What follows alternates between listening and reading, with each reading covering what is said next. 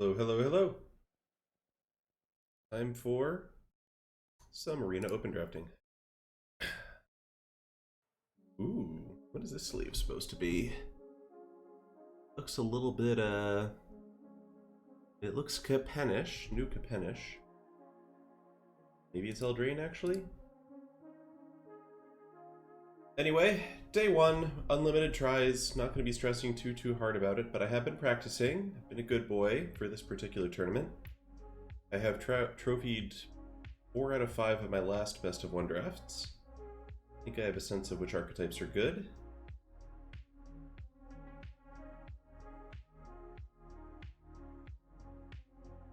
Halo Fountain, that's... yeah, that might be it, that might be it. Has anybody here already finished their Arena Open, or at least tried one draft, whether or not it went well?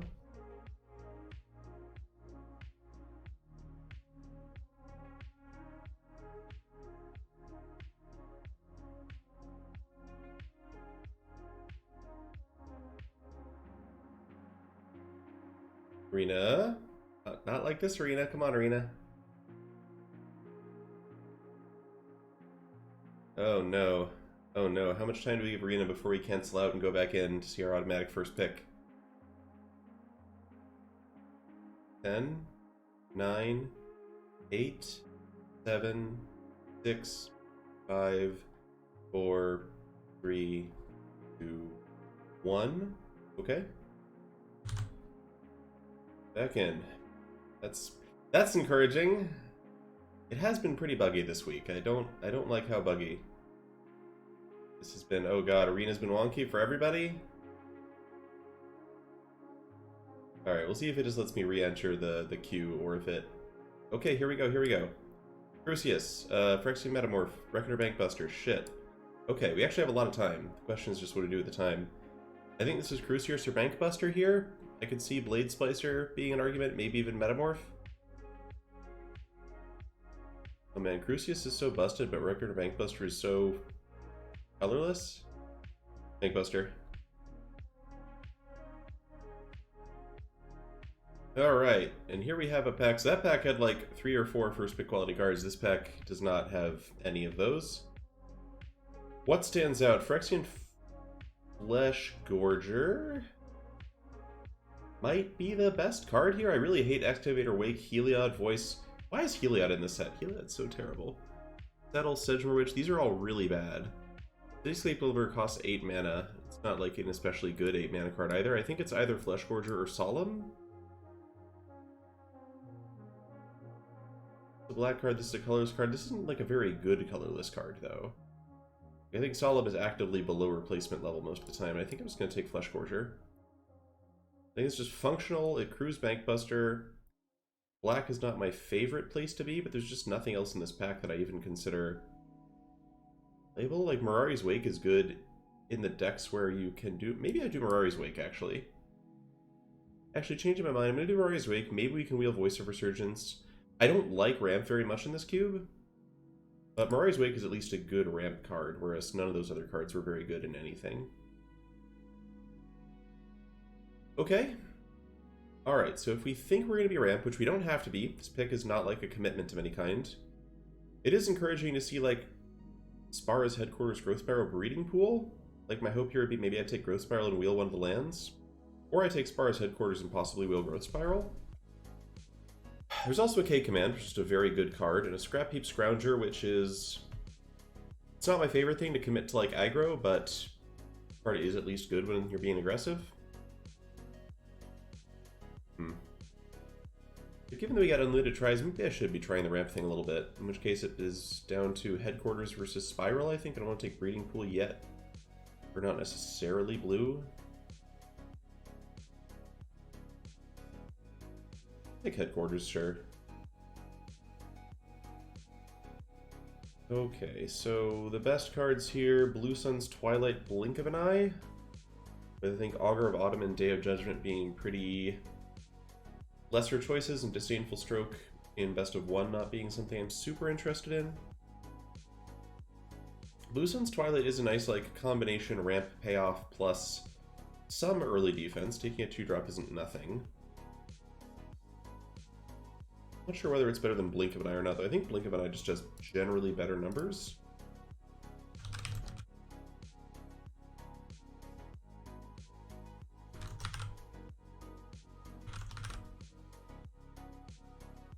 Oh, Lucen's Twilight actually has better numbers. Now, it is a double blue commitment, but so is Blink of an Eye. And I'm really not the biggest fan of Day of Judgment. Like, I think green-white ramp is not really a thing. I think you just need more card draw than that. I feel like if we are doing the ramp thing, we're probably going to be playing blue. Alright, I think this is just Key to the Archive. I've been impressed with the card. Reflector Mage is perfectly fine. Wormcoil Engine is perfectly fine. Make Disappear. 2-mana counters are good. I think Key to the Archive is such like a uniquely powerful ramp effect that I'm pretty happy to grab it. Notably, there are 2 cheap black removal spells here. Yeah, let's go Key. We have a very greedy start here, so we're going to need to stop being greedy soon. And is that going to be now? So the cards that come to mind here, we got Karn, Elesh Norn, Settle the Wilds. Elesh Norn is pretty good as 7-drops go, but you know, there's some matchups where she just doesn't do anything and then dies. Other matchups she wins the game instantly for you. Temple Garden, Settle the Wilds. I like Settle the Wilds quite a bit. Like ramp and draw big spell is a good combination of things to have. Karn with Bankbuster and Key to the Archive is a little bit interesting. Or there's just like the good land. I think we'll be okay for lands. I think I take Settle here.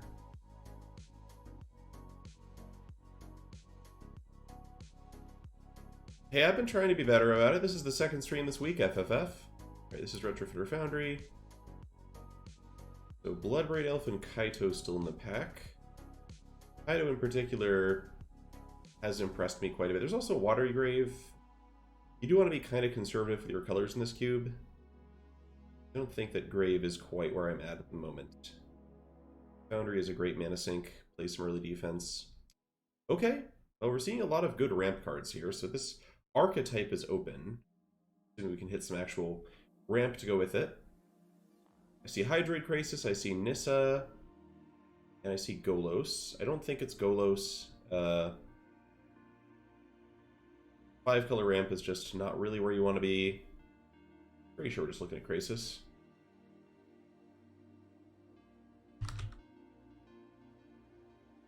Crisis does not have great numbers, but honestly, Nissa has... maybe it's Nissa, actually. I just realized Nissa's numbers are crazy. And given that I haven't actually played much ramp myself, I'm kind of deferring to the numbers a little bit. Is this Huntmaster of the Fells? So despite the Lucen's Twilight and the Spire's Headquarters, we're not necessarily blue. And Huntmaster of the Fells is a great, like, defensive card. That also, it's just like, plays both ways and is relatively castable. I like it more than Gravesight, and I like it much more than Verdur's Gearhulk. Verdur's Gearhulk is not like a good ramp 5-drop, it's more like a good aggro 5-drop. Black Sun's Twilight's cute, but I think I'd rather have Huntmaster. This is an easy Voice of Resurgence. Settle Wreckage is just generally bad. Howl of the Dawn Sky is just another expensive card, which we don't need. Having a cheap creature that blocks twice is awesome. Having a Growth Spiral and a Breeding Pool come back is fantastic, too. Okay, this is Growth Spiral for sure. Breeding Pool is a great land for us, but it looks like we're not seeing a lot of multicolored drafters, especially not in our colors. And we desperately need the 2-mana ramp. And, okay, we got 2 lands here, one of which is red-green in case we play Huntmaster, but I don't know that we're playing Huntmaster. And Growth Spiral, I think, really cements me into wanting to play blue, so I think this is Blink of an Eye.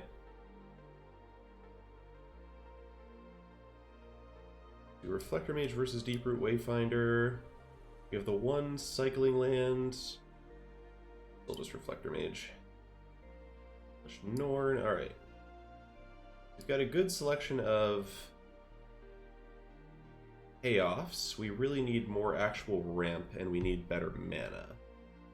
Normally you're supposed to do this in the opposite order, taking the ramp before the payoffs, but things didn't work out for us quite that way in that pack.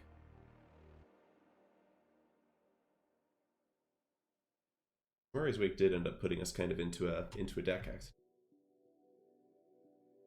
Alright, we have your Primal Command. March of Otherworldly Light is fine interaction.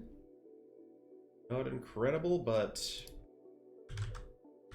you know, sometimes you just have a lot of cards in your hand and you need to not be dead. The numbers on it are terrible, though. Your Scarab God, which is like an above average 5-drop for the ramp deck. God. Take Fetid Pools, see if we wheel the God.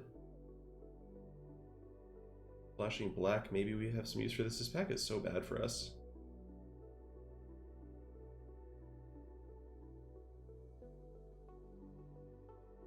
Alright, I was thinking about Mother of Machines there at the last minute.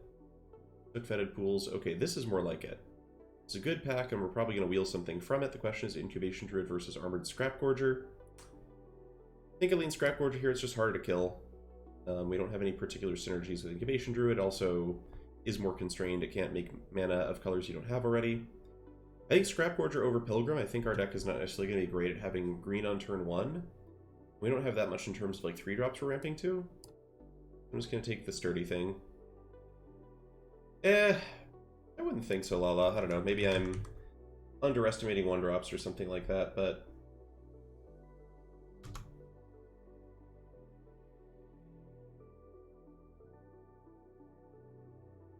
curious how the Pilgrim and the Scrapgorger compare.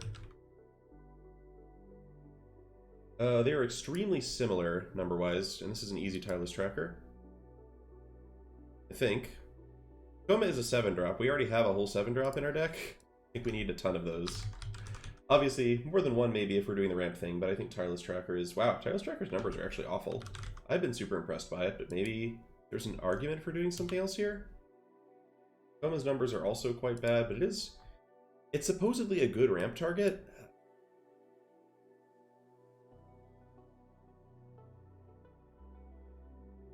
I'm gonna follow my instincts here and go Tracker.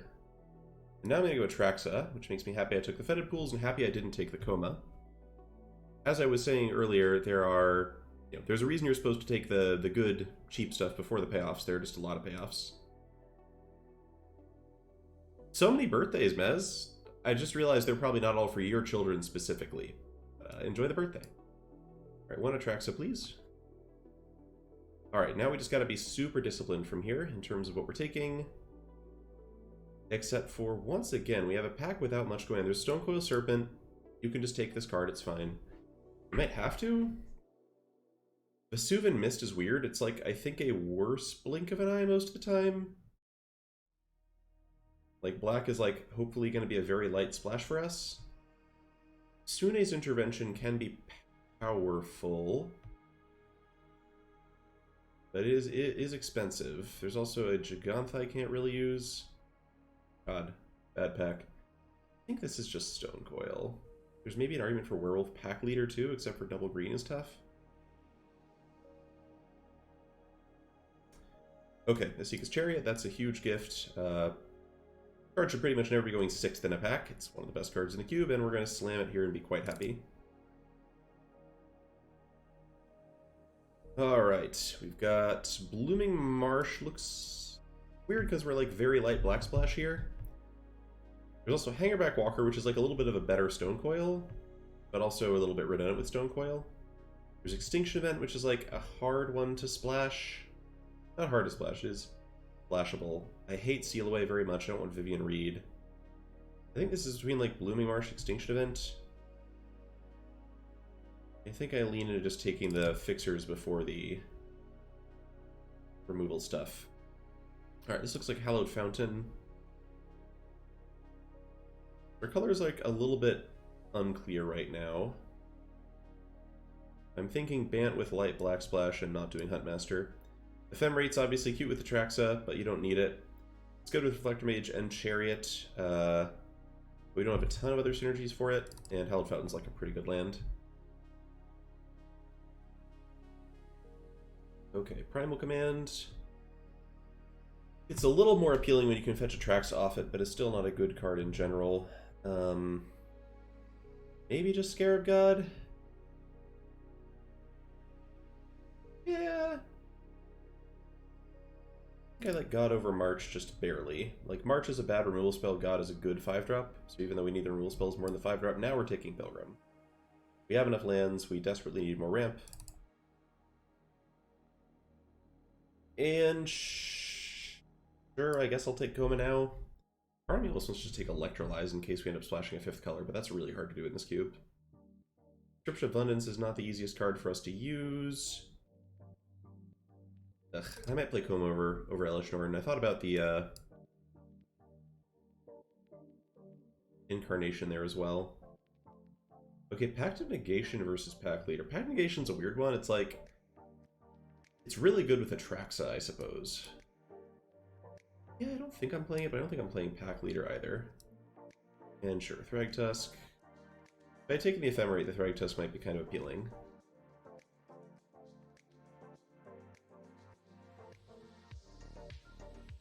Alright, a lot of good black cards in this pack. Nothing I am excited to play off of a light splash.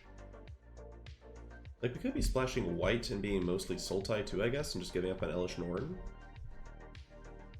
If that were the case, I'd be happy taking, like, Thoughtseize. Time Warp's not a slam dunk. It is a decent card. I'm not sure if I take Time Warp over Nantuko Slicer here. I think Time Warp is generally overrated, but it's still good. Yeah, maybe I should. This is, as far as like testing cards though, I'm happy to test how I feel about Time Warp here. Yeah, our curve is looking very high. Okay, well, Lutri makes Time Warp more appealing. This is one of those situations, those rare situations where I don't auto-pick the Lutri. We're not amazing at casting him, we don't have a lot of great targets for him. Pretty much just like blink of an eye Time Warp. I'm trying to think of what else is in the pack. Sun Petal Grove. Yeah, I think this might actually just be Sun Petal Grove here. The rare, like, Lutri worse than just having the land that is functional. I like Deluge as well. This is not a good search for his Kanta deck. We definitely don't need War Chief, and we've already got the Thragtusk. Yeah, taking the Grove here. Sorry, Lutri. Forceful Cultivator versus Garruk. Thinking Cultivator here. I think we just need more ramp. I think our deck is very expensive, and we should just be taking cards that lands into play. I love Garruk Relentless. It's one of my favorite cube cards just overall. It just does a lot of different things, does them well, is a good ramp target, but we don't have a ton of ramp at the moment. So, be disciplined, take the Cultivator. And now I'm going to get to take Shark Typhoon, I think. Shark Typhoon, a little more awkward in your deck that doesn't play at instant speed, but it is of course very good with Mirari's Wake. And not a lot else here for us. Lots of black cards going around, like the Black Sacrifice archetype was open, not relevant for us. Can't take on a Holy Heat. Ugin is just kind of meh as a ramp target. Easy Typhoon, give us some game against control. Man, we are just not finding cheap cards here. This Vorinclex Realm-Cloaked Giant. You have 5 drops, which is just very embarrassing, but Vorinclex might just be the pick. We have, as far as headquarters go, as far as like forests go. It's not Knight of the Reliquary. Knight of the Reliquary should not be in the cube. Yeah. Why is Knight of the Reliquary here? What are they trying to do with this archetype? They don't even have Knight of Autumn in the cube, but they have Knight of the Reliquary. Very silly. I also find it a little silly to have both Thragtusk and Workshop War Chief, but no Tolsimir. Cultivate! Oh, Llanowar Visionary. Never mind. Cultivate is very good. Llanowar Visionary... Primal Might doesn't work super well for us Tributodus because we don't have a lot of creatures. I think it's, like, acceptable, but... I don't remember why I took over it. Might have been better than... Did I take it over Vorinclex? Anyway, this is Llanowar Visionary. Llanowar Visionary is kind of like a Cultivate, except for that it also blocks. It also dies sometimes, so if your opponent kills your Llanowar Visionary and spends their time doing that, that's usually a good sign for you. This is Uro. Over Zagoth Tram, I'm pretty sure it's not an amazing Uro deck. We are not good at putting stuff in the graveyard, but I think Uro just has so much raw power as a magic card that you just take it. Over Sea Double and the lands here. I may be wrong, but this is a good chance to see like how Uro fits. Okay, Hinterland Harbor versus Wolf Willow Haven. That one's kind of close. Now that we have the Uro, the Hinterland Harbor is much more valuable. But still probably just Haven. Want ramp spell. We need our hands to have ramp spells in them every time, and Haven helps with that. Now, Slicer, again, a little awkward without putting a bunch of cards in the graveyard. Goose over Uro, I don't think so, if that was the question. This might just be Maelstrom Pulse, just to have a little bit of interaction baked into the deck, or like Hostage Taker, potentially? Yeah, I think Slicer's very powerful, but we just don't have much to get back with it, which is disappointing. Now, Deluge... That's good, we could use a little more card draw. Take a Deluge. Garrick Wield, but at this point would I rather just have Scattered Groves when I already have Sunpetal Grove and Headquarters? And like white is like an incredibly light splash at this point. Garrick's really good on turn 3. And I will take the Primal Might here. Goose versus Haven, no, I would much rather have the 2-mana ramp spell that ramps me every turn of the game as opposed to the 1-mana ramp spell that ramps me one time. Haven is a lot better, I'm pretty sure. Could check the numbers, but...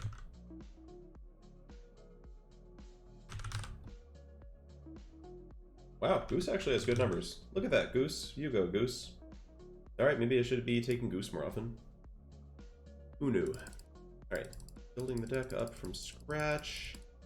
Yeah, it's going to be an interesting build. I really do not have enough experience drafting ramp in the cube, so I'm glad to be getting some practice with it here. So looking at the stuff we definitely want all of our ramp.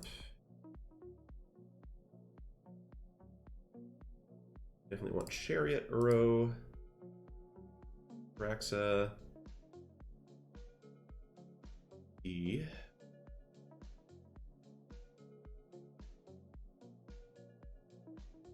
We definitely need a lot of cheap cards in the deck, like all the cheap cards we can stuff in here are going to be valuable.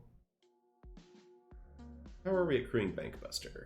I think it goes in regardless, but yeah, it goes in regardless.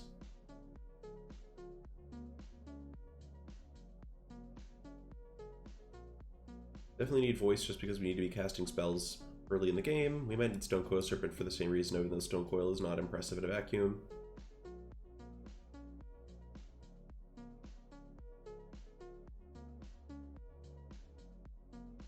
Kiora ramps. Kiora is more fragile. So like, if you look at Sell the Wilds, Cultivate, and Llanowar Visionary, we have 3 3-mana ramp spells. Kiora is a ramp spell that will occasionally draw a card for us later in the game and sometimes untap permanents that in other useful ways besides ramping. And she is good with Wolfwillow Haven, so it's not completely out of the question. But there's also the question of how good are we at triggering Kiora? Chariot doesn't do it, Cultivator Key don't do it, Uro does it. Some of our 5-drops will do it. But like Cultivate, Llanowar Visionary, and Citadel Wilds always draw a card, while Kiora only does so sometimes. Kiora can also just be attacked to death. Unlike Cultivate, she can be killed by something like a Vraska's Contempt. So my inclination is normally to keep her out, but this is one case where I should look at the numbers, because I haven't really even tried Kiora. I've barely seen her in play on either side of the battlefield.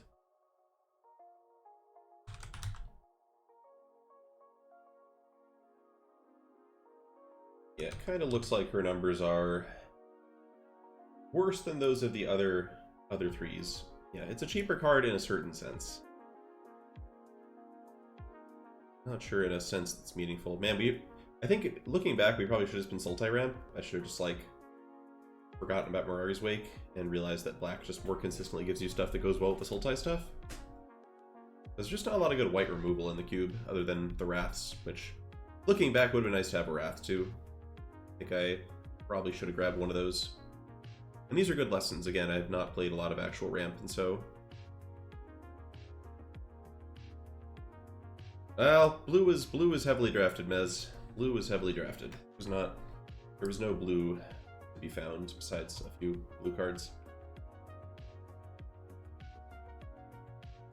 Alright, so we gotta put 8 more cards in this. I guess as far as testing goes, I'm down to test Time Warp and see how it feels. I've not had a chance to play with Nissa yet. Should probably try playing with Nissa. Also Crew's Bankbuster, notably. Blink of an eye, we just need the interaction. Much as I like Retrofitter Foundry, I like Retrofitter Foundry much more when it's like a late game engine as opposed to you're trying to use it early. Like, I think when our deck has lots of mana, we're doing better things in Retrofitter Foundry. Like, the card's numbers are crazy enough that it might be worth just jamming almost regardless. Yeah, they've come down a bit. Yeah, Pact Negation I think works very well when you're doing Mirari's Wake plus Nissa stuff. I think that's probably a combo to lean into. Which leaves us without very much room. We've got Tracker, Thragtusk, Vorinclex. Yeah, y'all can go to that video and see a much more typical Arena Cube draft. I've been liking green-red monsters a lot in this format, and that was just a good, solid green-red monsters draft that I started recording the video and I knew whatever result I had I was going to have to put on YouTube, so I decided to get a good result.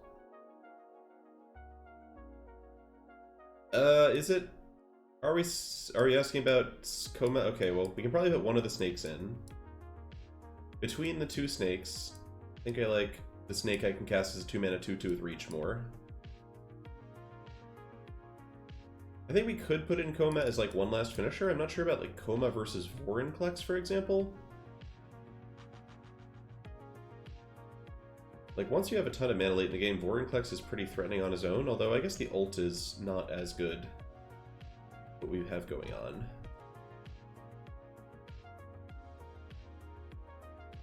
Reflector Mage is an option just to have like an early thing that actually has an effect on the board, but we don't have any blink, it doesn't go to the graveyard for Uro, it just kind of doesn't do a lot. I wonder if we can get by without. There's also Garruk, which has the cheap removal spell vibe, but also you can ramp to it on turn 3 and win the game with it vibe. The cards I'm looking at now are like Garruk, Vorinclex, Deluge, Coma, possibly Twilight. Man, people do love their Thragtusks, don't they? It all depends, right? Like, Thragtusk is going to be nice against aggro, but it's pretty bad in lots of other matchups where you're just not getting a lot for your 5 mana.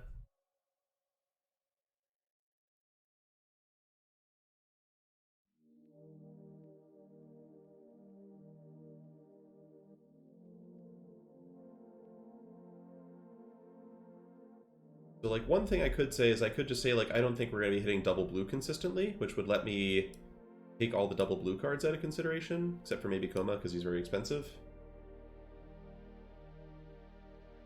Yeah, that's a good... This is best of one. This is best of one draft here. So in theory, we should expect to see more aggro, although that has not been a consistent experience for me so far.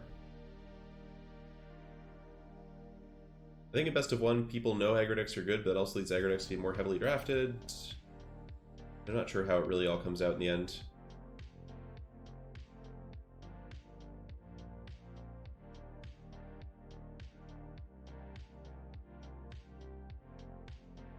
There's also Primal Might, I guess. We're not a great Primal Might deck, but it's not impossible for us to use it. Functional with Voice, Serpent. Oh, is Foundry in here? I should get Foundry. There we go.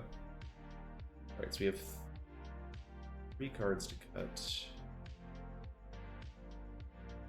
I think with Key, Blink, Time, Moon, Uro. We need Deluge less. I think I like Garruk. Garruk just plays well both ways.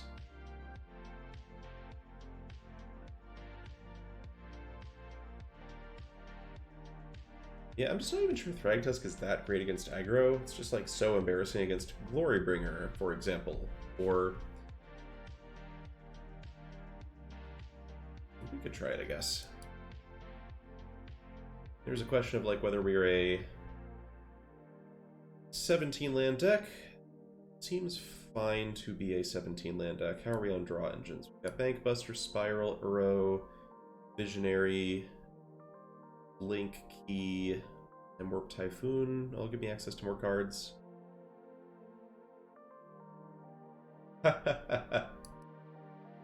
Oh, I don't know, man. Leggings, what have you become? Voice Resurgence, I mean, we're not sideboarding, it's the best of one draft, so that's your first question answered. And it's tricky because in theory, you know, we could just like save all our white mana and have late. But it is one of our only cards that is cheap. Like there is a world where I like lean harder into green-blue and have like white and black as very light splashes. That might be better. Then I guess I play Blue Sun's Twilight as my like concession to aggro.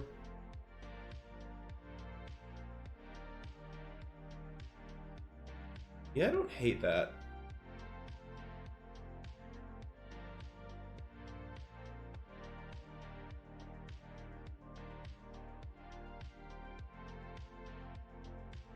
That might be fine. I also like that we can get Blue Sun's Twilight off Atraxa as like a late game plan.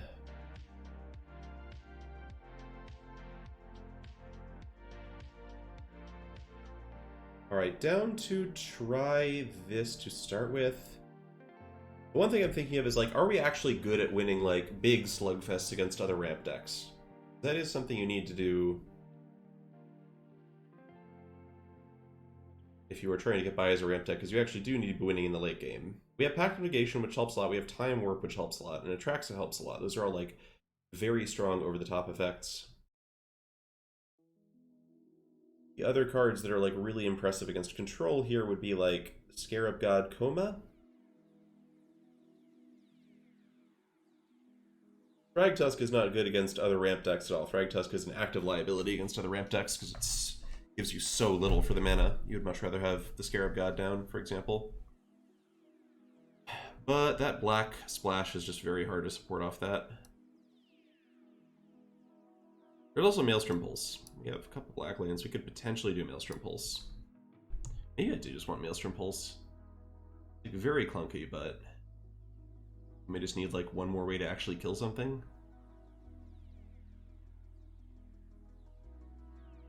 Better than Thragtusk. I guess Key the Archive is a form of removal, kind of. Yeah, I haven't loved it in this cube, but that's partly because I haven't practiced it much. I think the blue-green decks actually are specifically pretty good. I don't think ours is a great blue-green deck. I think we're just like a little too thin early. Okay, I think we try this. I think we cut the Blooming Marsh for a... I'm trying to think if I even need like white sources. We have 4 white duels plus Pilgrim and Scrap Gorger. Like a little awkward not to be able to get basic, like a certain color or basic off of Cultivate or Settle or Cultivate, so I'm probably supposed to play 1 plains. I mean, I certainly don't need 2 swamps, so we can get away with 1, 2. That's not enough green though. We need more green.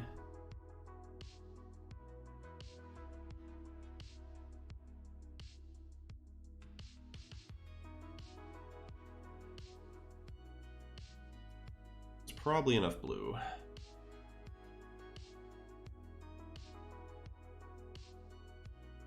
I don't know that blue-green wants a ton of counter spells exactly. Like, blue-green is... You can play it as an instant speed deck, but it's trends toward being a little bit more sorcery-ish. But, I mean, the counter spells in this cube are very good. Every blue deck wants to be playing cards like Dismiss. I don't think that blue-green has a special... I think blue-green probably wants them less than all the other blue archetypes. But experience in the cube is a bit limited.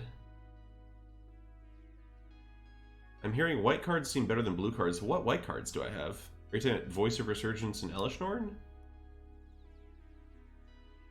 I don't think those cards are better than Pact of Negation, Blue Sun's Twilight, and Time Warp, and Shark Typhoon.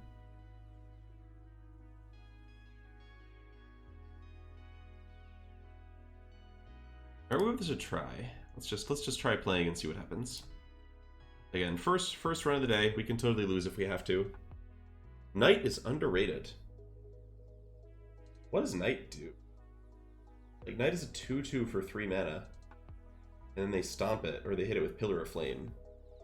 It's very silly. Yeah, Uro is also just amazing, yes. Uro is very good. Is this I think this is acceptable on the play. Like, Key the Archive into Pact of Negation is a nice 1/2 punch. If our opponent has a 1-drop, we can Blue Sun's Twilight it. If they have a 2-drop, we can Blue Sun's Twilight it without spending too much time.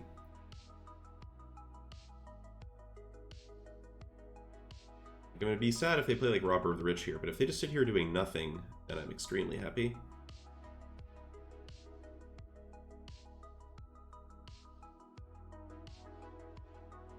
Yeah, I don't know. Maybe I'm looking too much into the synergies and it's just supposed to be like... Alright, well I'm gonna play Key of the Archive. Having the Pact Negation makes me feel pretty good about just jamming this. I should actually be playing my Forest there. I'm being very silly. I'm not used to having Nissa in my deck. Alright, I'll take... Yeah, Counterspell sounds great. Let's take Counterspell, discard... The Forest, I guess? Again, I feel that's a slight punt for me here. Should definitely have kept stuff around Kolaghan's Command. Alright, Pact Negation this? The problem is if I Pact Negation this and they can kill an artifact again, I lose the game. But what are the odds they can kill an artifact again? How many cards do that? Abrade? And they didn't Abrade my Bankbuster, so they didn't have Abrade before.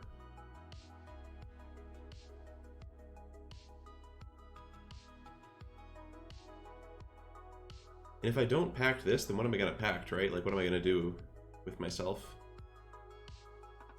Like, I could discard pact, let them kill Key, and then I get to go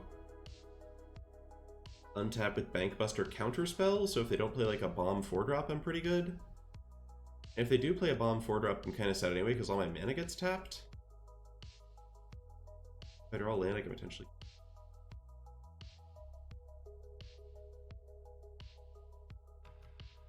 And that's tough. Alright, I think we go for it.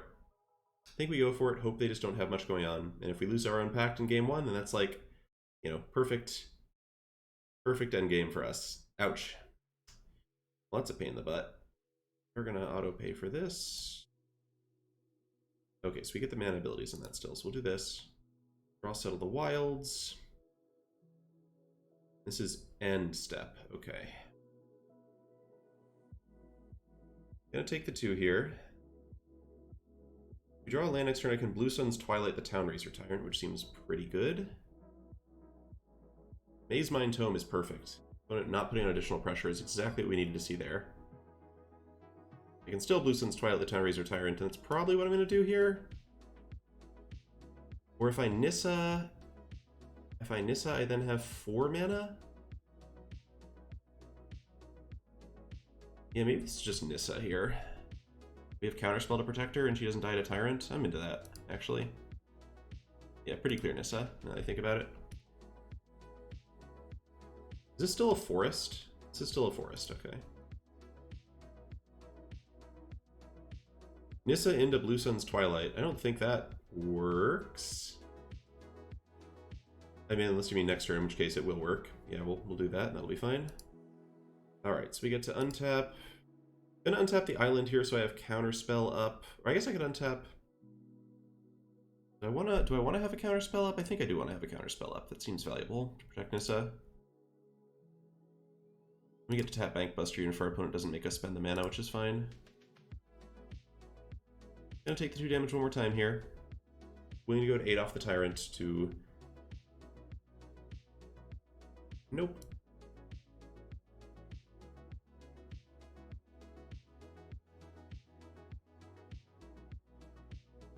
Alright, how much removal do you have to follow up? If they kill the island, that's fine.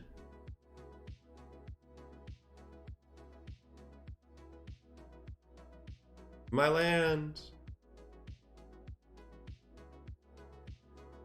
Alright, looks like we've made it through this one kind of safely. It's going to be a little tricky. We're going to be down to like 2 lands here, potentially, for example. And we are at 8 against a Den of the Bugbear. But the Blue Sun's Twilight... Actually, we're not going to be up against a Den of the Bugbear because we have Blue Sun's Twilight. That's right, that's right. We do this. This. Blue Sun's Twilight for 5. Grab you.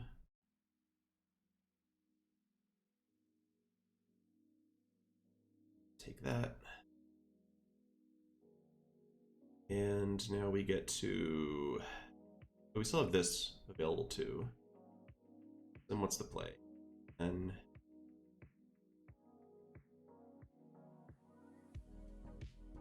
We're about to lose Spar's Headquarters, so let's not make that into a creature. Let's make this into a creature.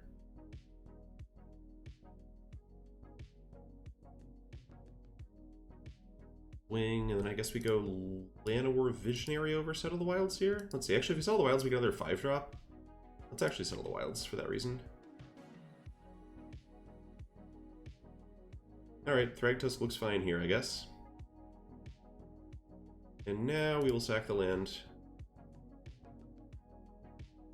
Alright, 8 life. Shield's a little bit down, but we do have a Town Razor Tyrant, which defends pretty well from Glorybringer and Goldspan Dragon, which are the cards you're normally afraid of. Very glad that our opponent's doing the mix of aggro and control stuff here, and was not coming after us hard.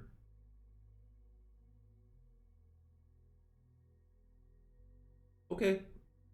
Cards have potential to be kind of dangerous, but we're also about to kill them. We're just coming in for practically lethal here. We have the Thragtusks, our life total is going to be pretty safe. I think we're in good shape here. Yeah, we get to go Thragdad. We're actually, yeah, we are about to kill them, huh? Is untapped on, let's see. Probably not, I should turn that on. Anyway, Nissa, untap. This island. Thragtusk. Bankbuster. Alright, Reckoner Bankbuster did nothing the entire game except attacking once for 4 damage, but looks like that's gonna be enough. Did not have the Fatal Push. Wasn't gonna play around that one.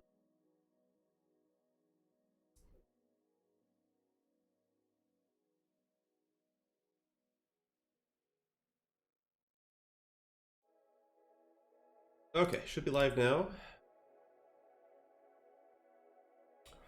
Alright, mana doubling confirmed good. Sure, didn't mind any of what was going on in that game. Opponent came out to a slow start, but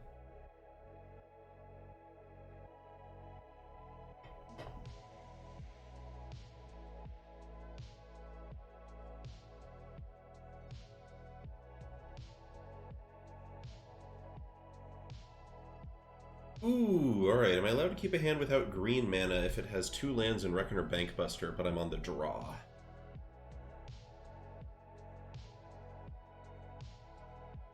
Yeah, Fulsra Cultivator is basically not a card in this hand.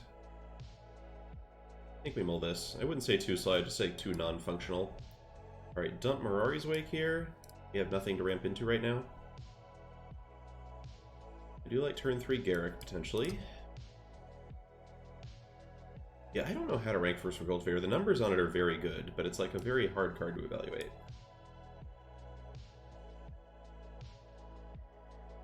They want to counter the Wolfville Haven, that's fine. Much prefer that to them countering my payoffs. Cool. No, don't just play... I was going to say don't play Thief of Sanity, chat, and they went and played Thief of Sanity, wouldn't you know it? Wouldn't you know it? And now I've drawn frickin' nothing. Alright, we're going to need Garruk to kill this Thief successfully. I feel like it's probably not going to, and we're just going to lose to the Thief of Sanity. This hand did not go well for us. Oh, thank God. I say thank God, we're actually going to die to the Esika's Chariot now, but at least we, you know... Could have been worse, right? Could have been worse? Could have been worse. Yeah, Pact the Negation too? No, they just had Esika's Chariot up, that's not it. Threat ability, do-do-do. Yeah, the fact that we've only drawn lands in our Forceful Cultivator hand has also been pretty bad. I guess there's a world where if they don't have counter magic, we can, like, Key to the Archives them, but... Eh, don't think this is going to work on a mull on the draw against a Chariot that they stole from us.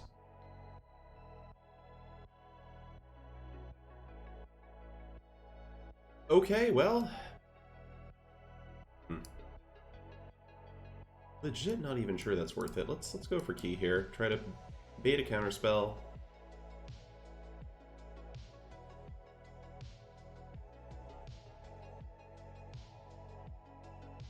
I don't know who Matt Rizzi is, also.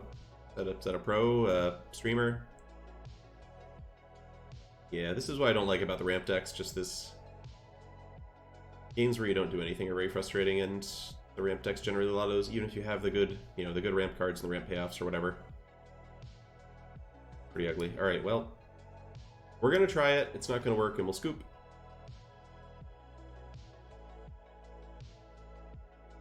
Mm-hmm. Yeah, counter spells confirmed good against ramp.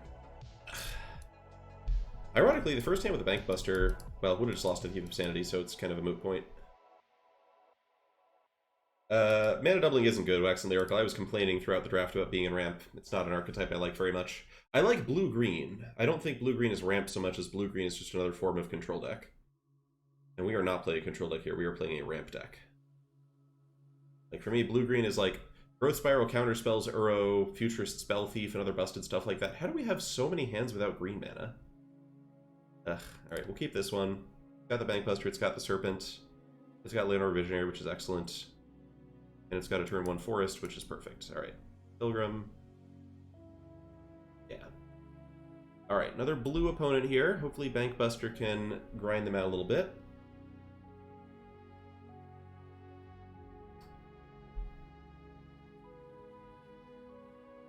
Rona, sure.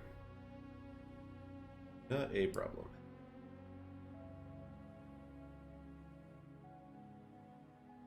Yeah, I think we might be a little bit too heavy on 17 with 17 lands.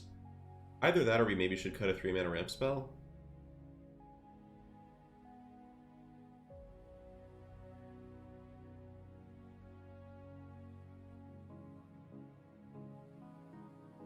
There is a Spike Field Hazard and Electrolyze here, so not going to be blocking against the Rona attack. Faithless Looting, alright. Someone is pretending that this is Jace Vryn's Prodigy.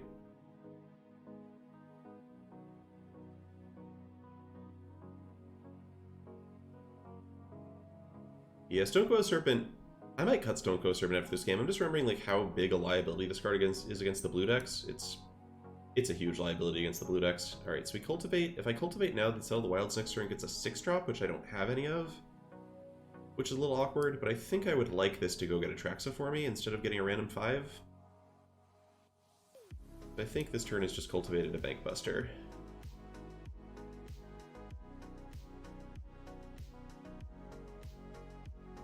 Or random 4, that is.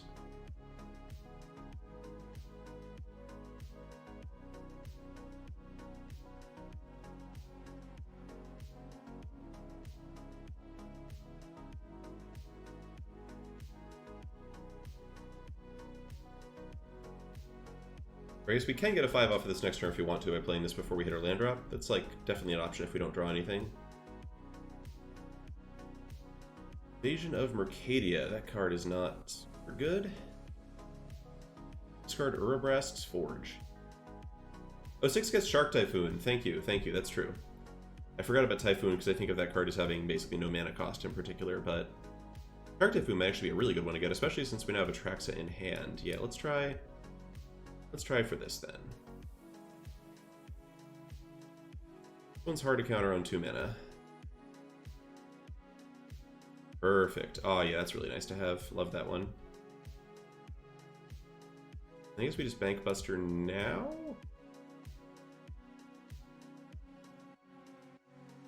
Kyron Flamewright. I don't know, is Kyron Flamewright good? I suspect it may not be. Alright, I think we... I'm trying to think what we can draw. We can draw... Yeah, we can draw enough 2-mana stuff that it seems worth it to actually use the Bank Buster. For 2-mana stuff, we don't have Voice in the main deck. We definitely need to keep green up. So let's do this, I suppose.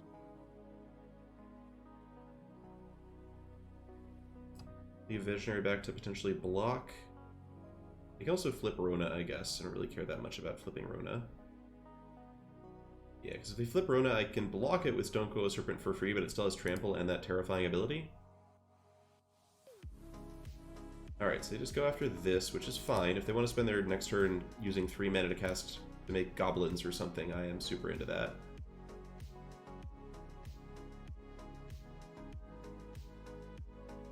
Brainstorm, sure.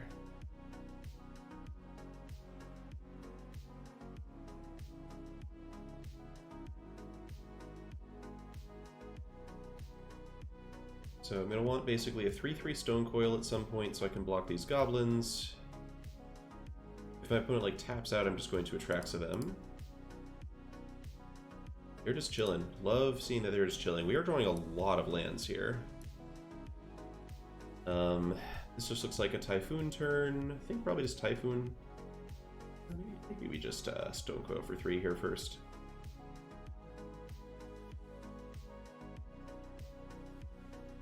Stonecoil 3, hold up Typhoon for 4. I like that.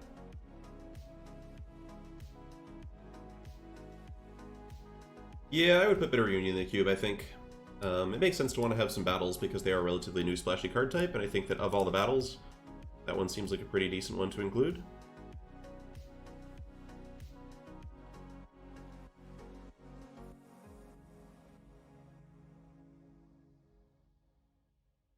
Really glad there's no like Mizzix's Mastery to worry about anymore. That makes me feel pretty good.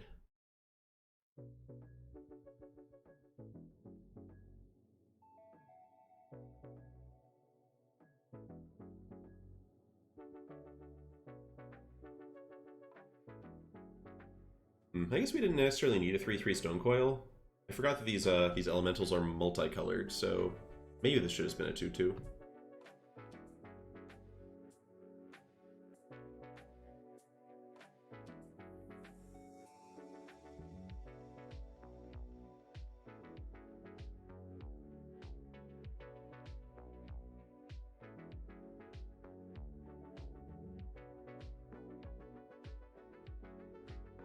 Yeah, I mean, I kind of understand it. Urabrask Forge is not great against ramp, and it's not great against, you know, we are the colors that can kill artifacts or bounce artifacts.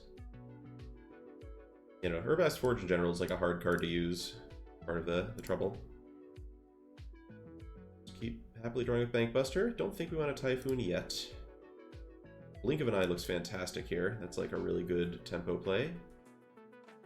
Might just bounce the Flamerite when they make goats here.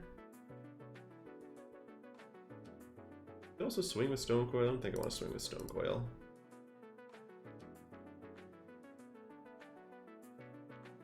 Part of me wants to use Blink on Rona though, so it's like a tough call. Discards Metamorph. Okay.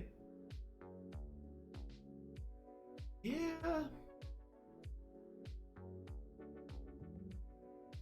We're just like not really in danger from the elementals yet at this point. I'm kind of fine with this for now. Like probably I hit at the end of their turn if they don't do anything else, but Haughty Djinn, okay. Oh, I see. So they're gonna do the Flamerite thing with Haughty Djinn giving it haste. That's fine because I just have Shark Typhoon to kill it. But I think we just let this happen if that's our opponent's grand plan. Or they have no grand plan. Alright, why don't we just blink the Flamerite now?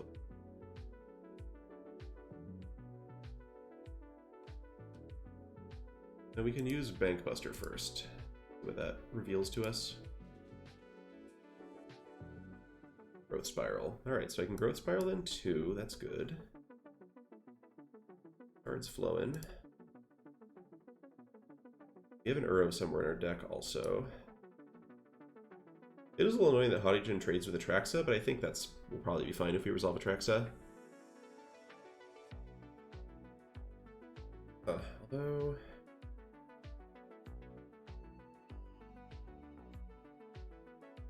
part of me doesn't want to even want to give them back a Tormenting Voice.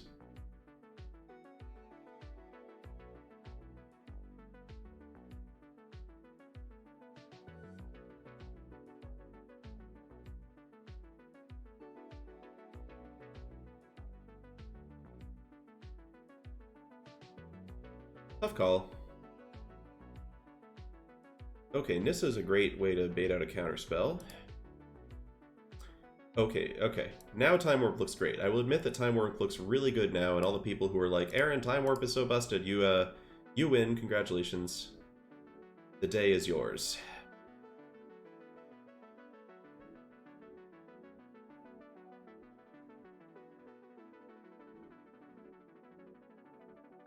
Okay.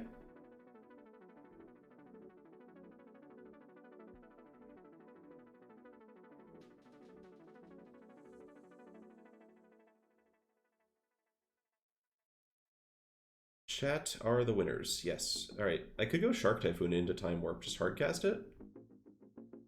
I have a treasure, so I think that math works. And against a deck with no enchantment removal, I don't mind this play at all, actually.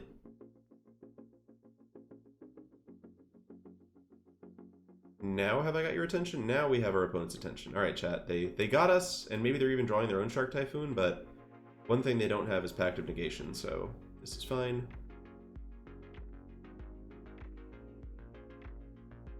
I guess I attack with Bank Buster, seems free.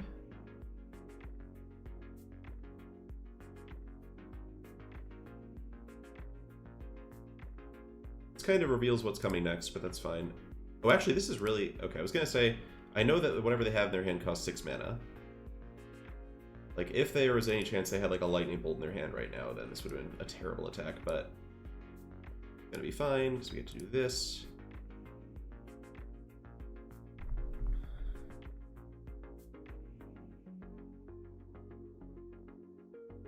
Forceful Cultivator, pretty useless. That's fine, though. Let's start with good old Ataraxa.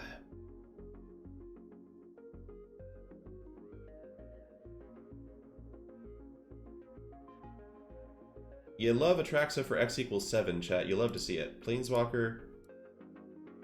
I guess enchantment. Instant land. Artifact. Creature. Man, I'm pretty impressed we got 7. Except I do want Mirari's Wake over Wolfwillow Haven. There we go. It's like a very good Atraxa hit, as Atraxa hits go. Alright, our opponent thinks so too. I mean, it's definitely fun when you win these games. Really glad our opponent decided to sit there farting around with a Chiron Flamewright for several turns.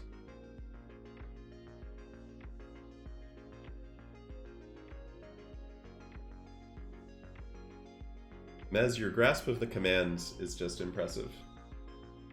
Also, we have a couple followers from today who I didn't mention at all. I hope the audio is working, but thank you, Doodoo Sniff High School, however you pronounce that, and Luffy Tarok, if you're here.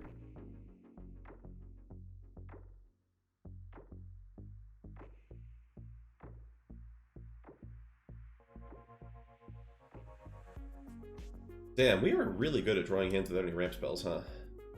Alright, this will keep. The Time Warp actually helpful here too. Dump the planes. So looking to go cultivate into something. Alright. But you can see how important the ramp stuff is, right? Like any hand without the ramp stuff just looks horrible. The good thing about playing blue-green as a control deck rather than a ramp deck is you can just play cards that don't ramp, but it's fine because they're cheap. Like, you know, Fairy Mastermind or something like that.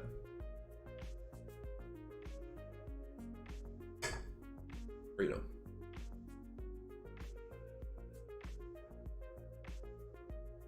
Wow, alright.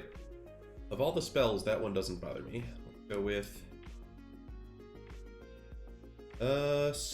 start with... I think we have a land drop. We don't need one off the Cultivate here, so I like starting with Visionary in case we draw like Chariot or something. Alright, land or Visionary turned out to be Cultivate anyway. Joke's on us. That also means we're not going to get like hit by Swarm Saboteur this turn, which is, you know, harder to hit us with Swarm Saboteur this turn, which is nice. Okay, Full Servitude is fine. Opponent wants their own land or Visionary. They discard Go for the Throat. You don't mind that. Alright, so the fact that our opponent has done that, I think makes this a good turn to just key to the archive. Go ahead and grab an... Was this Regrowth or Approach of the Second Sun? Against a blue deck? I think I just like Regrowth today. Regrowth plus Time Warp is really nice. Discard Stonecoil, I think.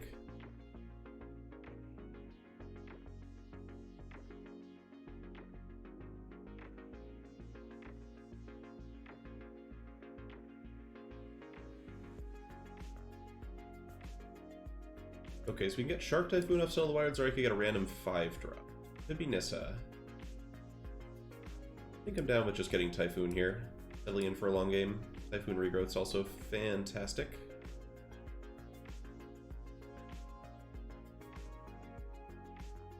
Want to save Time Warp for when it does more. Luminarch Aspirant. Alright, opponent's getting feisty over here. Sure. They have really not a lot to do with their mana over there. Interesting.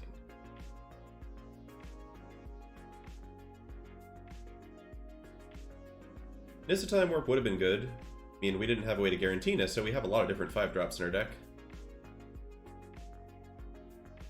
Alright, I think this is a turn where I'm down to start with Time Warp. We have a lot of other stuff to do. This could also be like hold up a big Shark Typhoon for the turn. Yeah, maybe we just cultivate hold up big Shark Typhoon. We can make a 4/4 Shark. Threatens to block anything they attack with, and then if they kill the Shark, we can still crew the Bank Buster and block. And then Time Warp's looking even better for the next turn.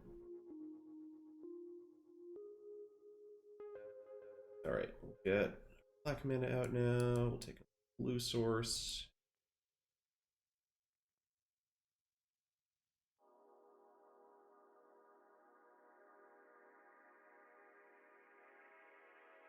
The one thing we have to watch out for a little bit is Sublime Epiphany, but I don't think that one is one I want to play around super specifically.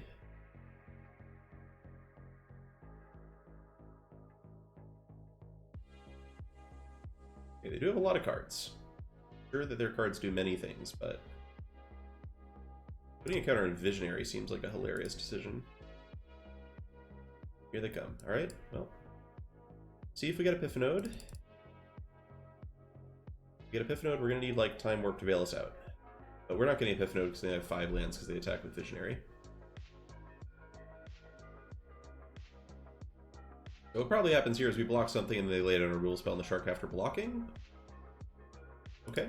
Or at least have 2 removal spells. They have Fatal Push.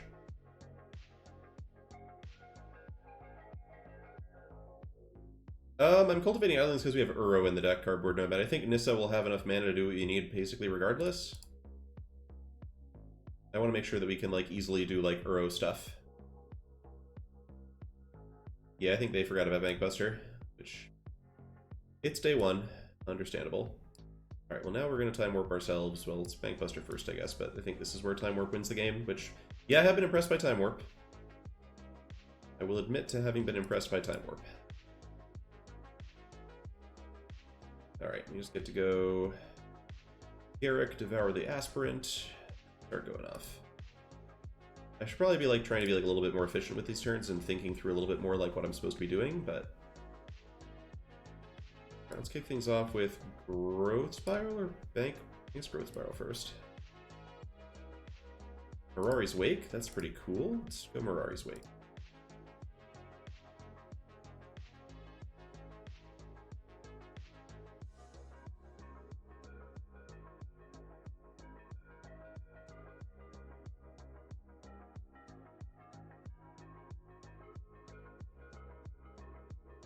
Active Negation, interesting. Alright, so I can go ahead and regrowth Time Warp into use Garruk to get Atraxa, which seems correct.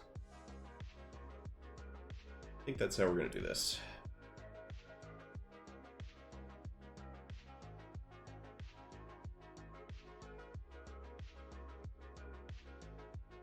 I could have probably cast Avacyn's Pilgrim this turn. I guess I could still cast Avacyn's Pilgrim this turn.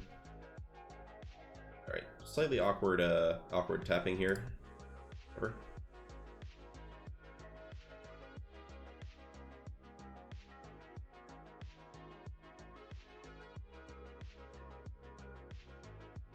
I guess we attack first.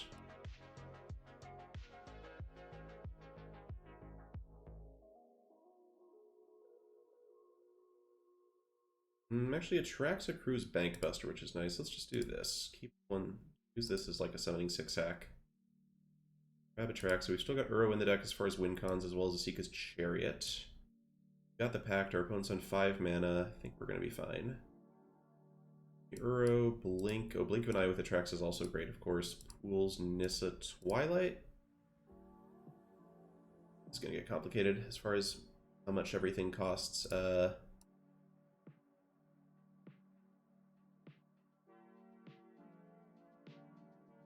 Our opponent's also just very dead at this point, so not really much to be concerned about.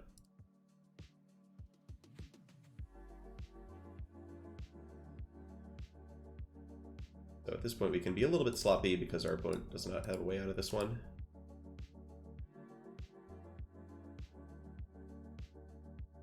I guess I'll play the Thragtusk, because if they Wrath, it gives me something left over. We still got the Pact of Negation, plus the Blink. Yeah. Good try, though. Good try. Yeah, I really am liking Atraxa Pact of Negation.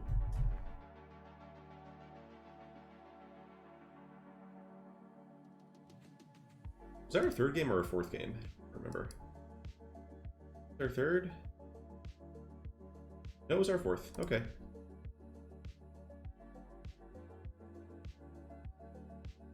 Alright, let's be on the play with a 2-drop ramp spell. How does that sound? Play with a 2-drop ramp spell.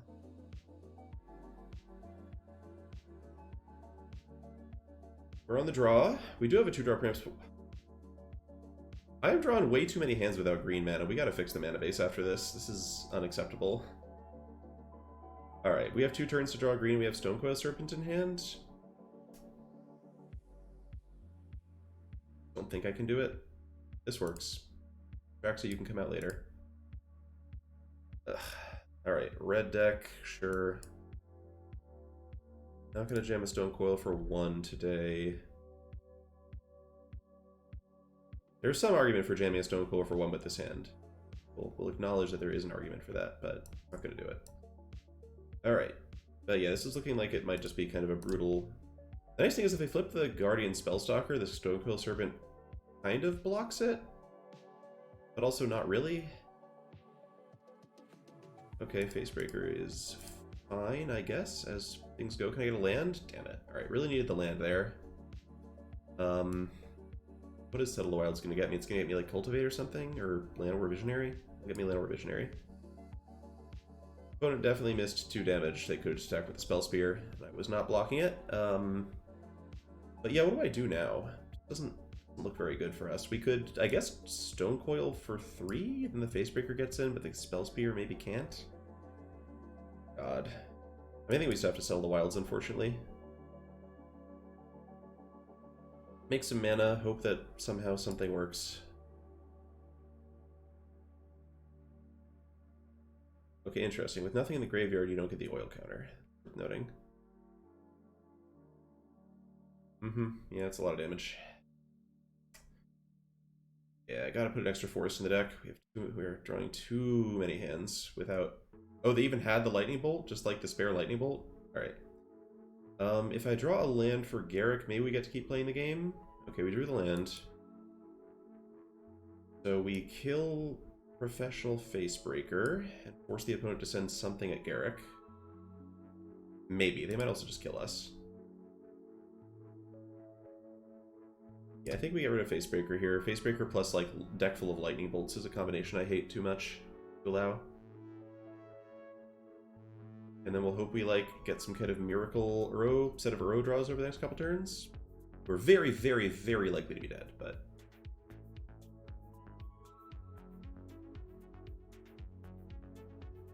Yeah, Stonecoil I have not been liking, and I have really not been liking the mana, so we'll fix that up.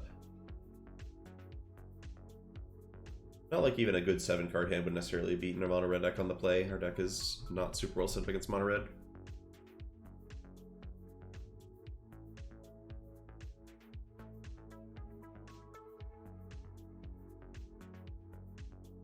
Is the opponent contemplating whether it's even... Oh god, alright. Gonna assume that we're dead to that one.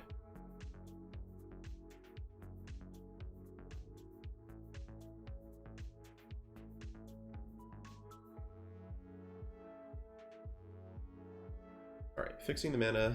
Probably gonna lose. I don't think we're gonna win the next 4 games. Deck does not feel good enough, but...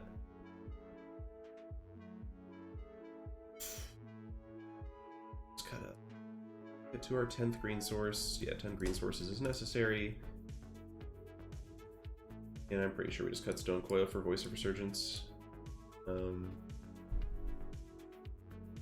Yeah, Primal Might doesn't seem great. We're just not good at having creatures in the battlefield. Retrofitter Foundry doesn't seem like it's very good. Reflector Mage is like a possibility against the aggro decks too.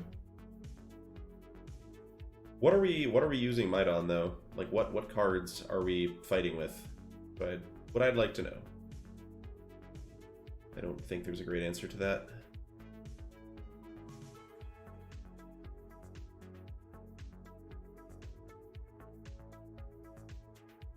Yeah, you could argue for Reflector Mage over what? Maybe Cultivator? Cultivator has kind of sucked.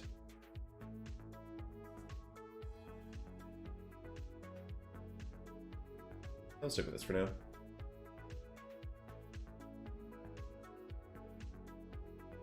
But yeah, we can look for like, you know, would Primal might have been better than Voice in this game, for example, but we just have basically no early creatures that have power and toughness.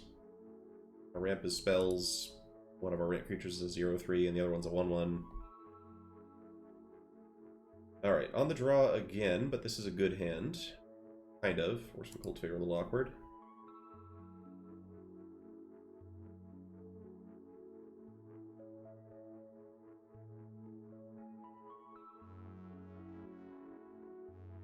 Yeah, this card is just hard to cast for 2 mana unless it's like late enough in the game that it's not that exciting. Like, the numbers on it are good, I will admit. I still find it a bit sketch. Now we're just like drawing lands and looking at this terrible fucking 4 mana ramp spell. What are the numbers on Cultivator? I remember them being good. I might be wrong. The numbers are pretty good on it.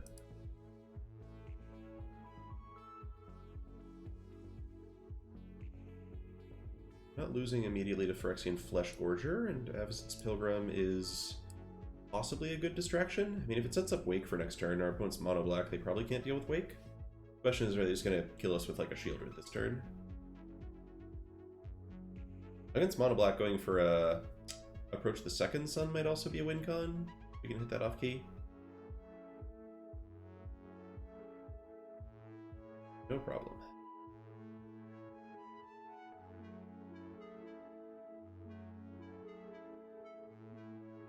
Okay, it is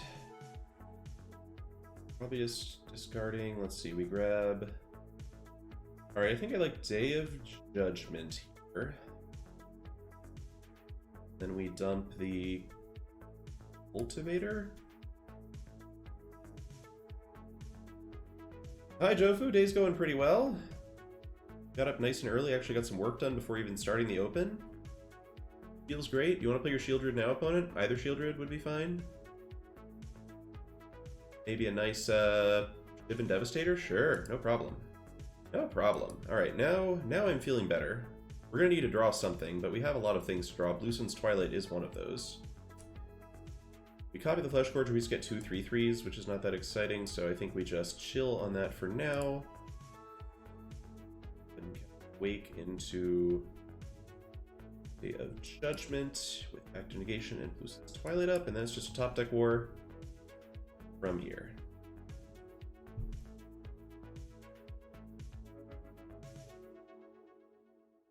Yeah, Cultivator being a 3/4 might have been like an interesting. Oh, I would love to have 2 Misery's Shadows. That sounds awesome. 2 Misery's Shadows with Mirai's Wake Out sounds fantastic. Do I counter Judith? No, I'm not going to counter Judith. Alright, Wolfwillow Haven is free? Not quite. But I should probably still cast it here. Alright, so we've got access to... This is only lands, so we've got access to 12 mana. We get to Bluesun's Twilight, the Misery Shadow. I mean, it doesn't really matter. We're just going to take it away from them. So let's do Haven. The Misery Shadow is going to kill our opponent really fast.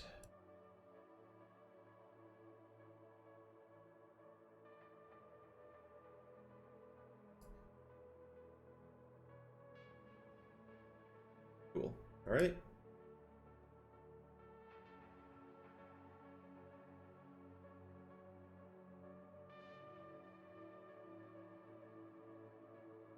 They only kill one of them. I'm not sure I care. Because the other one is still just going to kill them.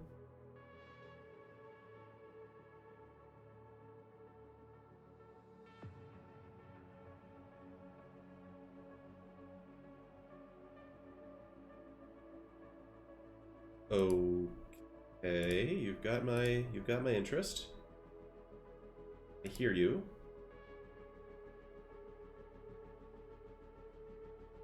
Maybe they thought it was a shade effect, I needed black mana for that? Or they're just, like, desperate and dying. That's possible. Wow! 11k steps is very impressive. I'm proud of you, Joe. Are they literally dead? They might be literally dead. I didn't really count. Impact negation especially. This is 10. Oh, they're 26. They're not literally dead, but we just get to sit here. Wonder what the record is for Misery Shadow activations in a turn. We're not setting it here, probably, but we might be able to set the record for like 2 Misery Shadows in play. Which one has the most activations of the one that has less? It's not a very exciting record, I will admit.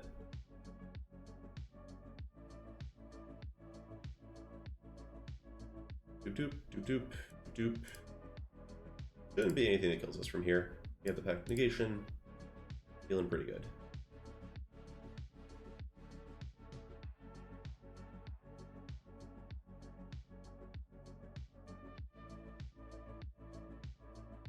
Alright, that was a good attempt. That would have been actually pretty annoying.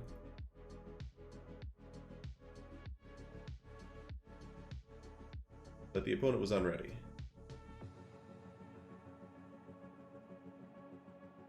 I don't know how I feel about Pact Negation in Ryukyu. It's...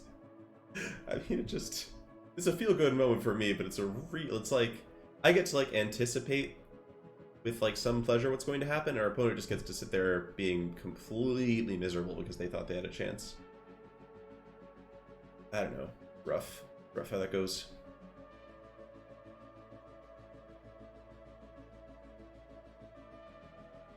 The expression on Jin Gataxias' face is hilarious. Moments like this. This is exactly the face that Jin Gataxias would make after getting hit by a Pact of Negation. Assuming another spell was cast earlier in the turn, of course.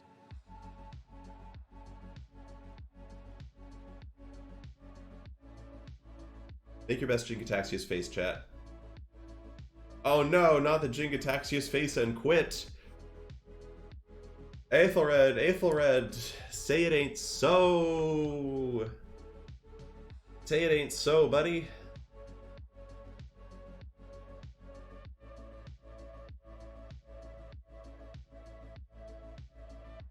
Oh dear. Dear, oh dear, oh dear.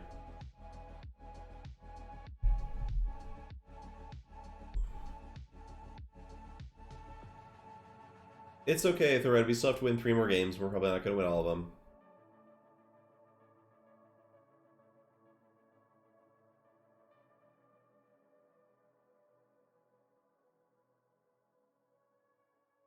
Thanks, Kakon. It's been fun so far. We're at least, I think, getting to the point where you get some gems back when we lose, which will be handy for buying into another run. Although I did get 2k from one of these recently, so I feel pretty alright about reinvesting that into the business.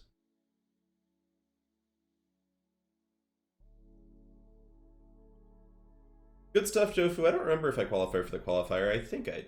Oh, I guess, oh, I actually need to, like, make sure to rank up in the last few days here. Oh yeah, opponent, in case you're watching the stream, it's escape and then concede, if you're not sure where to find it.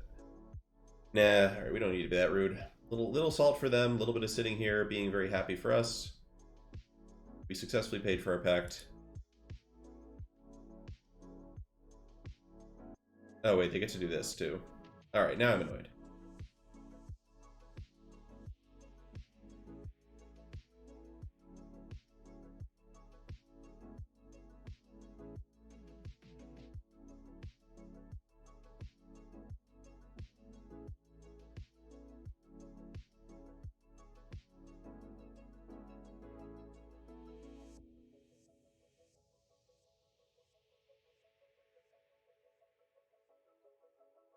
Oh, would that have been faster? I guess they, yeah, if they can't opt to block. Well, then don't they just, like, burn down all their time responding to Blink of an Eye, though? Or I guess they have no response right. I forget how arena auto queues work. Oh well. Whatevs. I did have fun, thank you. I mean, maybe I should have said no because my opponent timed me out, but... whatever, alright. That felt decent. Just a quick check one more time on the deck. We're at 2 losses. Is there anything else we should consider doing? I think Tracker ends up, yeah, not being amazing here because We know Fabled Passage stuff, and we're generally not that assertive. We need our creatures to block better than our early creatures. Pretty happy with the top end not being super, super heavy. So again, this feels like a Forceful Cultivator. If we cut this card, would we bring any? What would I bring in? Would it just be Reflector Mage?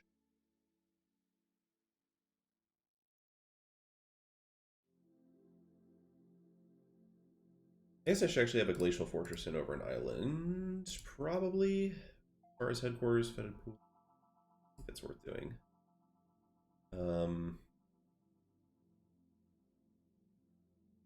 Yeah, I'm down for Reflector Mage. It's just nice to interact a little bit.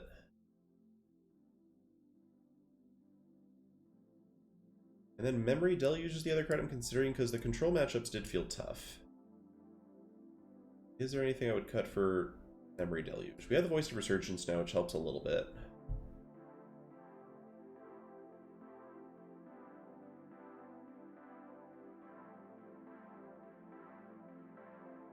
Could cut Thragdad. Now that we have Reflector Mage, maybe we need Thragdad less, and it'd be better just to have the Deluge in. I was really just trying to get to that, like, Nissa, Shark Typhoon, Atraxa, Uro endgame more often.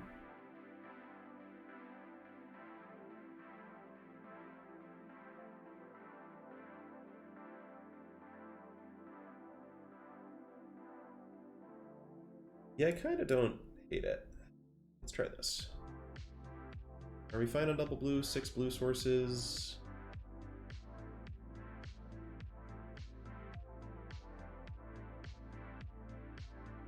And the swamp is real awkward. Do I need the swamp? Just the Atraxa endgame. It's been good for casting Atraxa. Alright.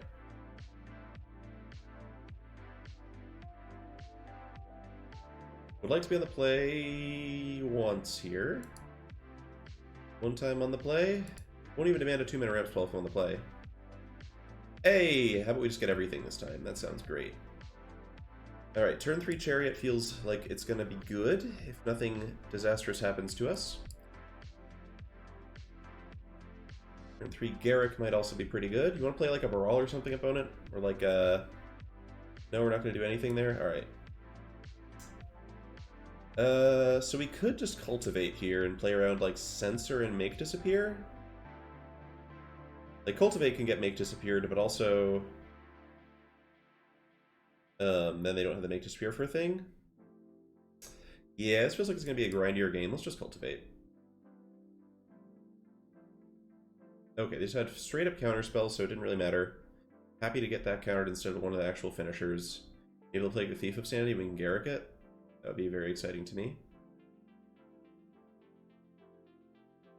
Naked Charticourse. Alright, is that going to be followed up by a Thoughtseize, buddy? Because if that's not being followed up by a Thoughtseize, you're going to be in some trouble.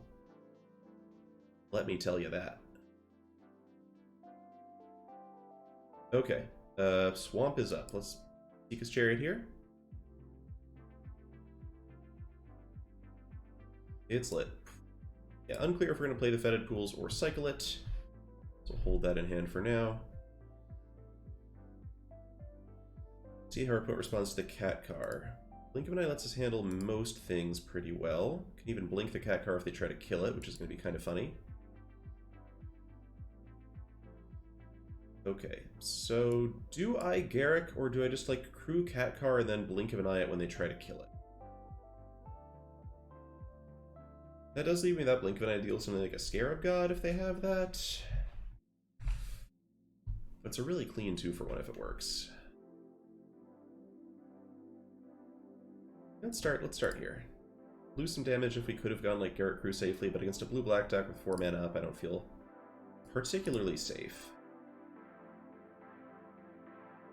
Is this just working? If this is just working, I'm pretty happy with this just being my thing that I'm doing. Let's cycle Fetid Pools. Nissa, alright. Now, do I cast Garruk? Feels like they probably just have a counterspell. I think I just sit, honestly. It was Memory Deluge. Alright, well now I feel a little silly, but we still have an immense board presence. We have Blink of an Eye to respond to like a Scarab God. That's just so tough against the blue decks, right? Because like Dismiss and Kindred Denial are both just so good and so bad to walk into. And our board position is so strong right now. Yep, there it is. Scrab God is down and our opponent is doomed. I want to think about Languish, but I like the position we find ourselves in on many levels here. Okay. This looks like Nissa into Settle the Wilds to me.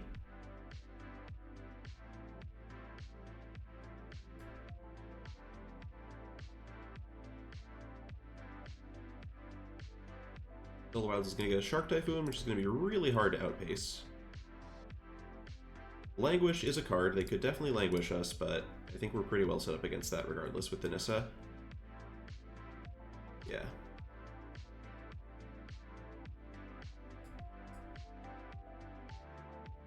Good old Scared God. It is a good card. It has a lot of good qualities, but spending 5 mana for something that doesn't have an enter the battlefield effect is still tough. Alright, have they got the Languish? Or the Invasion of Fiora, I suppose. The Massacre Worm! Alright, that is slightly intimidating, but also just kind of worse than Languish. So, sure. Memory Deluge. Alright, how do we want to do this? Do we win? Yeah, we just crew the Chariot and win here, and we can't even pack negation this because we have a Shark Typhoon to do it, so that's good. Good. There's no Snuff Out, it's not Vintage Cube, Aaron. Not Vintage Cube. Alright, so we can just make a shark big enough to crew the car and kill our opponent.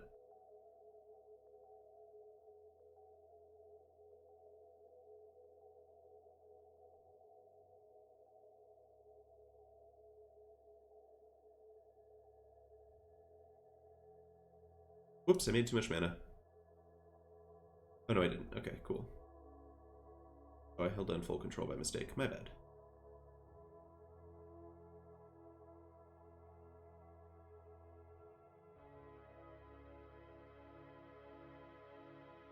Oh, wait, this is not lethal. This is not lethal at all. Okay. I do get to make another Shork, though, so it's like very hard for our opponent, but it's not lethal. If they also have Languish, then I end up feeling kind of silly. They have to block Cat Car. I lose 2 life. I have Memory Deluge up. Actually, what I get to do now is I could Garruk to kill the worm. Should I just Garruk to kill the worm here? Probably. We're still vulnerable to Languish, but then we still have Nissa in play, so I think it's fine regardless, and we should just kill the worm to be safe. Alright, not the cleanest of turns. I definitely had there was no reason to think I had lethal there, but Cyclonic Rift doesn't work because these are lands. I guess Languish plus kill Nissa would have been good, but they didn't have all those things, so 5 and 2.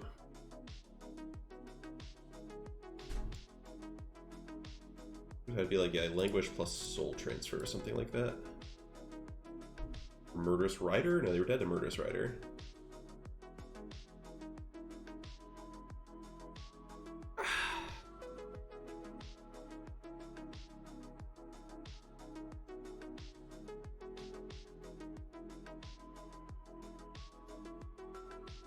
You. Alright, on the play, only forests. Double blue spell, Chariot Key.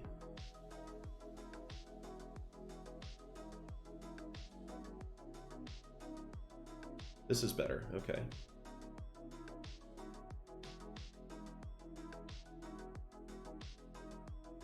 Pretty sure we dump Time Warp here. Or just dump a forest, honestly. Maybe I just dump the forest note at lands. We have so many lands in our deck. Yeah, I'm actually pretty happy about that. Yeah, it's awkward. We have, like, the ramp and the interaction, but we have nothing resembling payoffs. Okay, Reflector Mage is actually really good. Let's do that. No Surveils for you. Maybe it even blocks a Robber the Rich or something. And yeah, definitely want to make sure if they did kill the Pilgrim, we used our white mana already. And we get to, okay. Haven to Sell the Wilds is not bad. I think I'm fine attacking. It would have to be like exactly a 2-2 with haste. They have like Legion War Boss, we get punished, but that's about it. Oh, Robber the Rich also never mind, Robber the Rich is punishing, but doesn't actually draw the card, so not so bad. And then would I rather a 5-drop or a 4-drop than a 3-drop? Absolutely I would, yeah.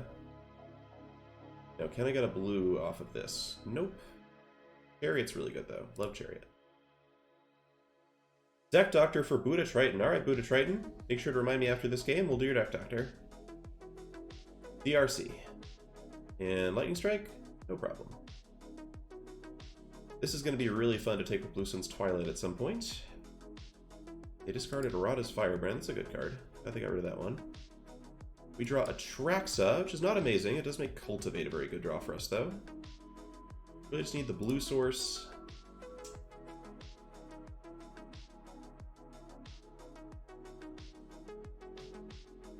Oh, fuck. Alright. That's gonna be hard to beat. In my best estimation, Halana and Elena is really good against us. Alright, blue source into Time Warp into the one swamp. That's how we're gonna do it. I am absolutely blocking the shit out of Robber the Rich here. No questions asked. Gotta get rid of that. Goodbye. Alright. Uro. Alright, you know what? I'll accept an Uro. Uro's a good start. Not as good as the blue source. Would have been Shark Typhoon's not horrible either, I guess. Gonna be a challenging one, though. Super Dead to Primal Might. Atsushi the Blazing Sky gets haste. We can chump that with Shark Typhoon, so it's not the end of the... It's not literal game over. And it'd be a good one to steal. But yeah, so much level blue. Our mana is not good. Alright, so let's steal Atsushi. Or do I cast Time Warp first? Time Warp free? Time Warp's not exactly free. I'd rather Time Warp when I have an Atsushi on the battlefield, I think. I guess I could also steal Halana and Elena. Is that better? This thing has Trample? No, we gotta steal Atsushi.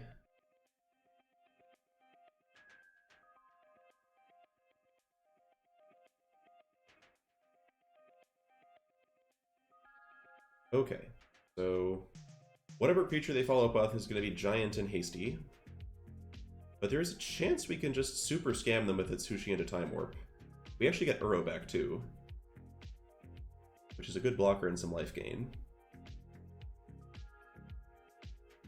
If they give me treasures, I just get to cast Atraxa, so they can't easily kill Atsushi. Super into double blocking the Darcy. If they use a removal spell on a cat, that means they're not killing Atsushi. Oh.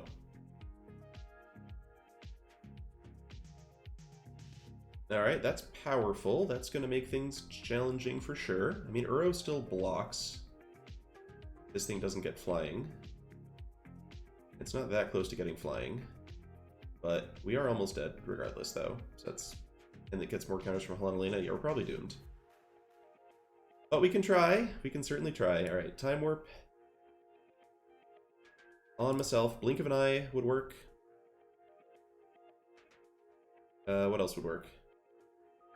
Forest doesn't quite do it, but we do get to Uro plus Voice of Resurgence. So maybe there's something to this.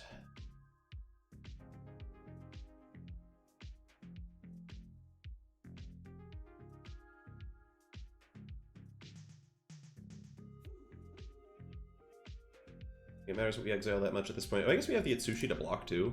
And Atsushi blocking gets me Atraxa. I guess the real question is, like, do I attack with Atsushi here? They get to make this a 6/6 double striker. If they have anything, I'm dead. But they can't make a hasty creature unless they don't pump this. And if they don't pump this, I'm fine. And if I hold back Atsushi, Atraxa doesn't necessarily win the game either. Like, I cast Atraxa, and then they just make an 8/8 double striking Trampler, and I lose anyway. I don't really have, like, 1 mana interaction that's gonna help me out here. I guess I could get Blink of an Eye off of Atraxa. Yeah, I think actually doing the Atraxa thing and hitting, like, Blink of an Eye off of it seems like the way to go. Like, I assume they're just going to attack. If they don't attack and they just, like, sit there accumulating counters in the channel, or at least have Shark Typhoon, which lets me make some progress. Yeah, I was thinking about the Colosomai, and I figured that if we get Key to the Archive, we probably have some way to win. In theory, we should have left something besides Pilgrim, probably Blue Sun's Twilight, or Reflector Mage, or potentially Time Warp. But it all seemed to be lower mode at the time. It was certainly not an optimal play.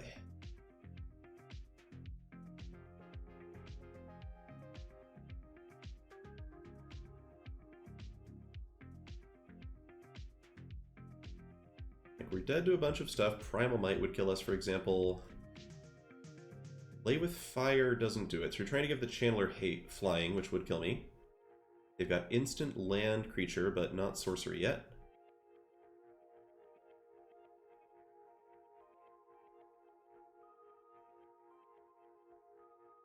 Sorry to hear it, Halanen. Right, they have a sorcery, we lose.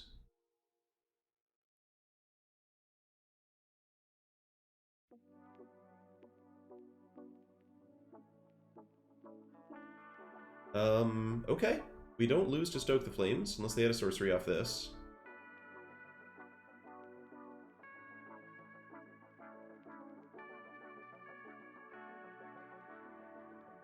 It doesn't seem like they had a sorcery, or an artifact, or whatever. Okay, still alive. Are we attacking? I mean, you kind of would, right? You always would attack here, yeah. Okay. Game on. It's not over yet in either direction. We're at 2 life. But block you, block you, block you.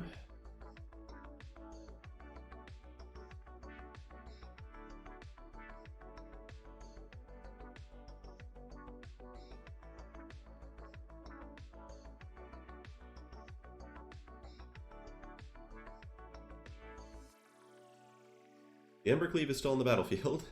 I forgot about that part. Alright, there's no world where I ever make a shark here. No, I need Atraxa. Alright, so now we make Atraxa.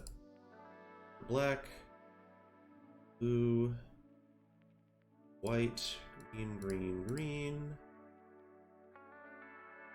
Here she comes. We do get Blink of an Eye. We get Garruk, Bankbuster, Blink of an Eye.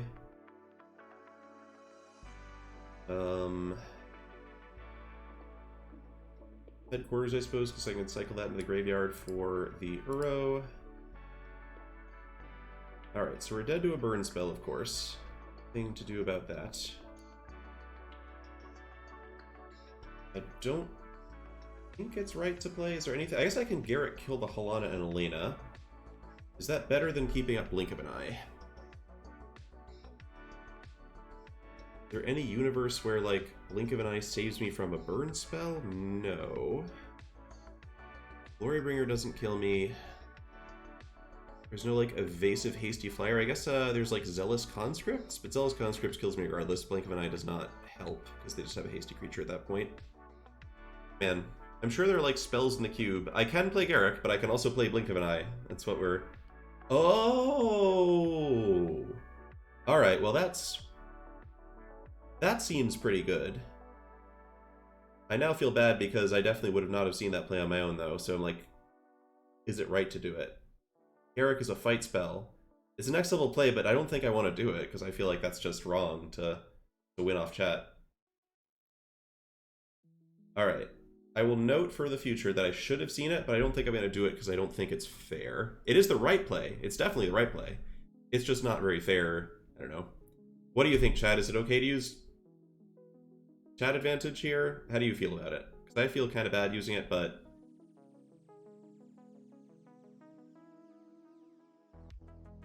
yeah, I mean, you guys... Alright, I'm seeing unanimous agreement here. I don't know what the, like, technical ethics of it are. Like, let it be known that I'm feel weird about it, but it's definitely the move. Well, I deserve heroes for my opponent just go Zealous Conscripts kill me, but see what happens. Oh, man leggings, you're too late. Alright. I mean, chat definitely misleads me enough for it to even out. Playing alone is a whole universe of difference, but... Yeah, Arena Open Day 2, I would definitely not do this. Arena Open Day 1, unlimited runs, unclear. We'll have to see what their next card was anyway. Like, obviously they could have had a burn spell. Actually, are we still just losing to Bonecrusher Giant here? That just has, like, fucking first strike. Do we have to just, like, chump with the Traxa? We're still not guaranteed to win, I guess. That's the fun part. Yeah, we knew they had Bonecrusher, too. Is there just, like, a land puts me in this spot guaranteed? Yeah, that's awkward. Alright, yeah, not even sure it was the right play now. I mean, we have the Blink of an Eye, which is going to be really good. I guess we're out of 2 again. Alright, so we can't Uro for free here. We can Blink of an Eye the Ember Cleave mid-combat, which doesn't help me because it's Ember Cleave. We can Blink of an Eye the Bonecrusher, but we literally lose to damage, which means I should have blocked with the Elemental. And gone to 3 instead. Typhoon and then Blink, but then what am I blinking with the Typhoon? Like, I'm trying to think what is going to stop me from dying to Bonecrusher Giant hitting me in the face because I can't target it. We can blink into Uro, and then they just replay the Bonecrusher, haste it up, and attack again. We can wait for combat and blink the Bonecrusher, we die to damage. We die to damage is the problem.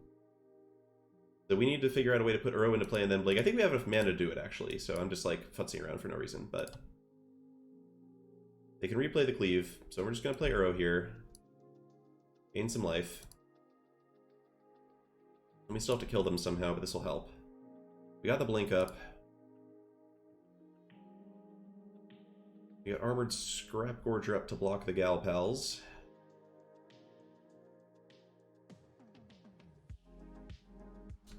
And do I ever attack here? I think we do attack here. Like, have another haster? Feels not worth it.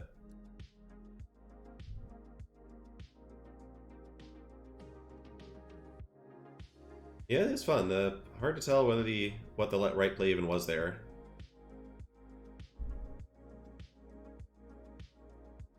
Well, fuck me. It was impossible after all, chat. Alright, does anything save me here? We can bounce the Ember Cleave now and live another turn. But then we just lose all our creatures? We can bounce the Koglin Yadaro, the Bonecrusher Giant just kills me, it's going to be a 9/8 double striker. That's alright, I deserve to lose this one, I think. Mostly this deck didn't deserve to win 7 games, it wasn't a very good deck. Yeah, just not really any getting around this one.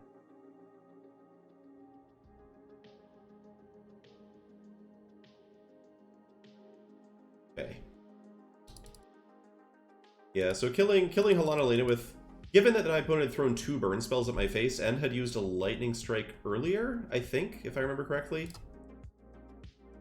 I think the correct move there was just to,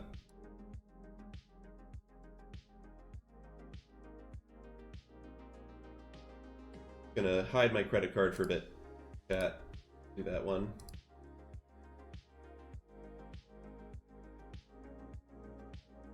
Here we are floating in space, chat. We're just gonna buy some gems and be right back.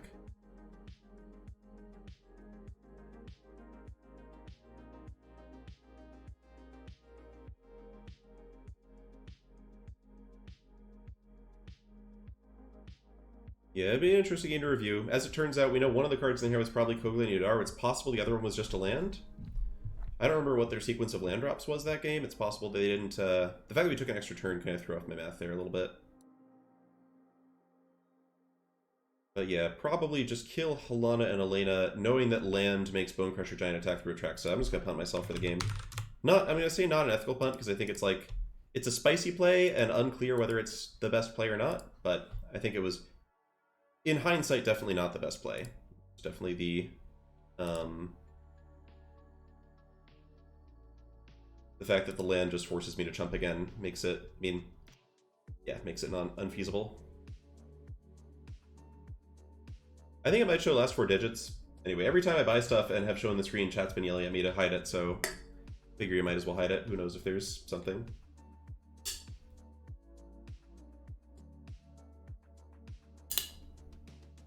Oh, you were asking a sarcastic version of that question, yeah.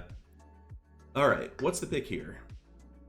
Back in the Arena Open here, we've got very strong cards in a couple of directions. There's Llanowar Elves, there's Dismiss.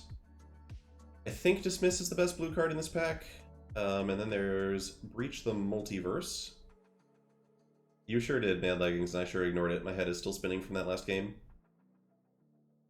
Breach is sweet. I really am not a fan of the big mana decks in this cube, though, and Breach is just, like, doing the same thing again. Also, last time I had Breach, it milled me out once, and I was very salty about that. Metamorph is good. I think Metamorph wheels a lot. Like, I don't think Metamorph is, like, first pick good. It is colorless, which is nice, but I don't know. It might be correct here just to take the colorless card. I would never slam Kumano out of this pack. I don't like mono red that much. People aren't catching on to Metamorph? I mean, I've seen it wheel. I don't know that this is a pretty bad pack, so I don't know if it's gonna wheel. I lean toward Llanowar Elves over to hell. Dismiss is very good. The problem is there are a bunch of blue cards, and Llanowar is the only green card. It's never Kumano, unless you want to force mono red, which is like the most boring way to play Magic. I think I'm into Llanowar Elves. It's a tough call, though. It's a tough call. Llanowar Calrissian, yes. Alright, so we got... This pack is pretty bad. If we had taken Kumano, I guess we could take Bomat Courier or whatever the fuck you're supposed to take in the red deck. There's not really any obvious follow-up to Dismiss either. So it's like one of the Triomes, potentially, or there's Ophiomancer. Ophiomancer is the most out-and-out powerful card of the pack. Black is not a great color in the cube, and black and green don't go together super well, but Felidar Retreat's really bad. We're not taking Felidar Retreat. I don't love Cultivator's Caravan either. It might be better than I give it credit for. I should check the numbers, but something about the combination of like 3 mana artifact plus like... Yeah, Cultivator's Caravan is not very good. We definitely don't want to just go Bant Ramp again. Sphinx's Revelation is very unpalatable to me here. Yeah, let's try the Ophiomancer thing. I don't know. We got all day to play around with the cube. Now we've got a bunch of really good cards. Crucius is the best one here. It is 2 colors, but the good cards in the pack all force us to go into 2 colors anyway, like Molten Impact and Kaido Dancing Shadow. I'm hoping that we wheel one of those Triomes, because there were 2 in the pack. Sultai Triome over Ophiomancer is also a fine option. Glissa is almost certainly going to wheel. Like, not guaranteed, but very likely to wheel. Just not a card most people want. It's also not a very... It's, like, fine, but it's not great. The fact that it just, like, dies to Lightning Strike is kind of stacked against it. I think I just take Crucius here. Like, I like Molten Impact, I like Kaido, but I think Crucius is better than either of those cards, and it doesn't do any more for our color commitments than that. Crucius dies to removal, it does something before it dies to removal, which is key. Let's try Crucius. Ooh, a Futurist Spell Thief? I still don't understand Forgefire Automaton, like, fundamentally as a Magic card. Someone's gotta beat me with it before I care about it. Also, Inquisition of Kozilek's fine. Futurist Spell Thief's very good. Blade Cybus Siphoner in the pack, too. This is, like, puts us in another color, but also we don't really have to... I don't know, how do I feel about Inquisition of Kozilek? I have mixed feelings about Inquisition of Kozilek. The fact that we have the Crucius is good, because it means we can discard the Inquisition when it's not as good. Selfless Savior Forgefire Automaton is very funny. I mean, we could take it, we could try it. We could just be like the red-black Saki stuff deck. It has good numbers. Like, I'll be the first to admit, Forgefire Automaton does just straight up have good numbers, somehow. Oh, it has bad numbers, never mind. It had good numbers at one point. I think I'm just going to take Inquisition then. It's got terrible numbers. Alright, Inquisition, let's say the... Okay, black looking pretty good. Now, how do I feel about Mazemind Tome? A lot of good white cards in this pack, but I think we're not really on the white train at this point. I don't know about Gonti. Gonti, I think, has fallen off a lot compared to back in the early Arena Cubes when he was like one of the better cards. The Lord of Luxury, yeah. Lord of Luxury's numbers are not very good. I might just take Mazemind Tome. It's like a little awkward because then we're like putting ourselves in like the red-black kind of sketchy mid-range archetype.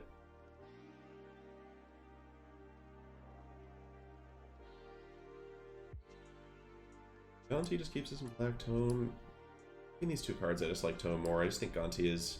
I mean, Gonti's really fun if we will the Forge Fire Automaton and do that kind of thing. We could just have fun with Gonti. Let's have fun with Gonti. See where that takes us.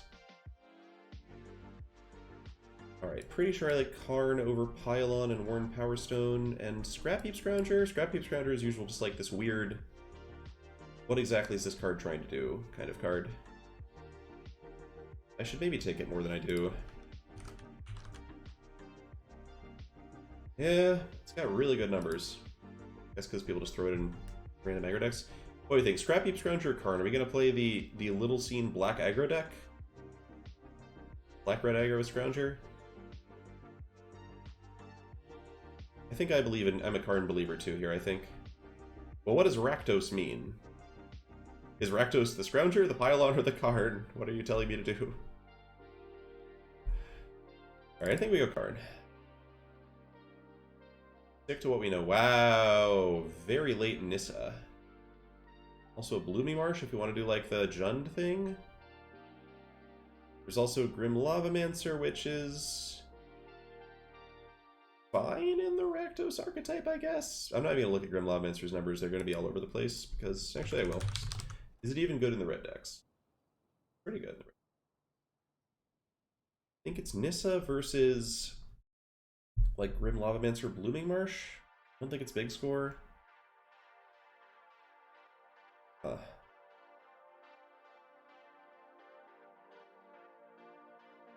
mean, a Nissa, you can even splat. Okay, you can't splash Nissa, I lied, but...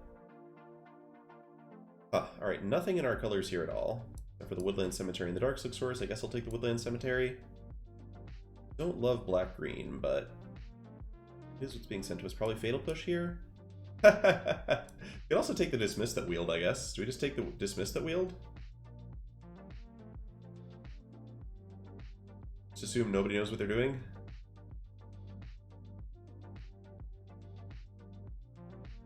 Fatal Push is real efficient, though.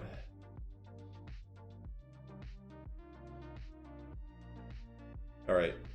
Much as it would be fun to go all in on the Dismiss train, let's do this. And then we've got... okay, Magmatic Channeler? Magmatic Channeler has, like, some kind of Jundy vibes to it. Or, like, you know, we're not necessarily Jund, has red-black vibes to it. Oh, Invasion of Innistrad's actually pretty decent, though. I think... I have not hated that card.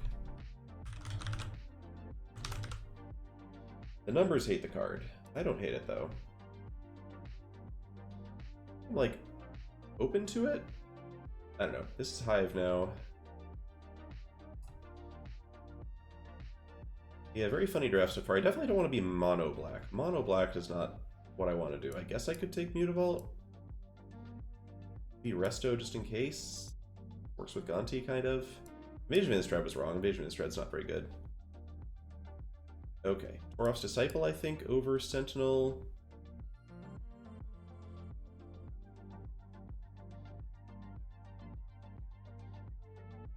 Yeah, I'm not sure about Torov's Disciple, but... it seems interesting to be filling our deck with Lightning Bolts if we're trying to do Karn things to people. Okay, so what do we got? We got the black cards, we got everything else. We do have Crucius for red. Champion of Wits is not exactly a pull into blue. What exactly is all this? So if we want to do like black-white stuff, Sigardian Evangel's really good, and we might be able to wield one of these two white cards, given the Esper Sentinel wield. We also might wield Bloodtithe Harvester. Although if we want to do Rakdos, there's like nothing else in the pack besides the Bloodtithe Harvester that's really that tempting. Love Hedron Archive, I'm not a big fan of Hellrider. There's Chromos Seed Shark is very good if we're blue. Yeah, I wonder if it's the Evangel. There's also Bastion, which might wheel. Probably wheels. Mortis Elite Spellbinder is probably actually better than the Evangel for black-white specifically. That's rough. There's just like no obvious direction. I'm gonna take this. We'll keep in mind the Bloodtithe Harvester might wheel. And now in a complete vacuum, I think I take Retrofitter Foundry. Try to wheel Flesh Gorger. Yeah, I'm a little lost here. I don't know what this deck is doing.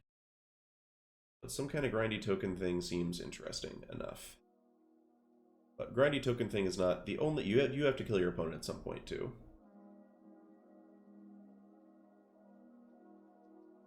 It's also black-green. I don't think Maelstrom Pulse is even better than Foundry and black-green. Now you've got Vraska, Phoenix of Ash, Cultivate I don't love. Vraska's great with Ophiomancer. And Retrofitter Foundry. Turns on Fatal Push. Phoenix of Ash is just a very powerful magic card. Doesn't look like a very Cultivate-ish kind of deck. Yeah, maybe I'm just down for Vraska. There's just nothing really calling out to me here.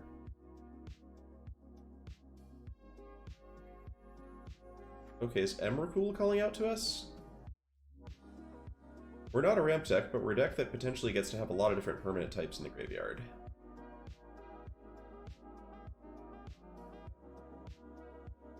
Bearded Companion's fine for doing the black-white thing. Gutterbones, in theory, for doing black aggro. But this card is just generally not that great.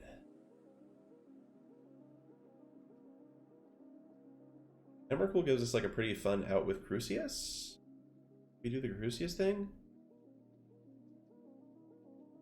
Very awkward to have in your hand early in the game. It's not like amazing for that reason, but I think it opens up more interesting angles than anything else in this pack. Alright, now I just like Sorin. Sorin's just a great card. It's challenging with Emrakul, but fortunately you don't have to put the card in your hand. And yeah, I think I like Sorin more than I like Xander's Lounge, for example.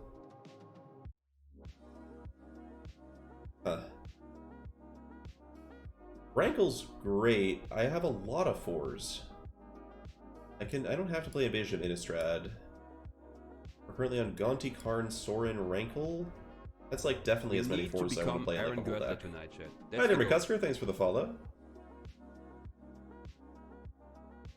Gix. Not a great Gix deck here. We could be like an okay Gix deck being a black-white. Rankle's when Rankle's good, Rankle is very good. I'm gonna take Rankle. And now I'm not gonna take Garruk, even though Garruk fits with everything we're doing in this deck. God damn it. I'm gonna take Fiend Artisan. I have so many fucking 4-drop. They're all so premium. We can get Gonti, it's fine. It's fine. Celebrate Elf, huh? Okay, this time I'm just gonna take Strangle. I don't even know if we're gonna manage to play red, but we need something too early. Okay, this draft is a mess. Bloodtithe Harvester. Oh, is Yotor's Proving Ground? How green are we? We're not like super obligated to be like heavy green. But gotta be Proving Ground, we gotta cast our spells. And now it's Ornithopter Paradise. It's not the kind of card I usually like in the mid-range decks. It dies to everything, but we have so many 4s. Just powers up our curve so much to have this. Alright, so it looks like blue is open. This is Gutterbones over Rexage in best of 1. Or Meaglos, actually? I guess Meaglos, if we're just pure Jund, is actually pretty good. I'll take Meaglos. See.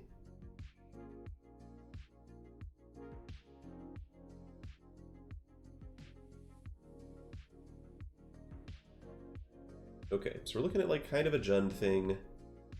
We're not 100% guaranteed to be playing red, but I think I want to. But our mana is kind of terrible.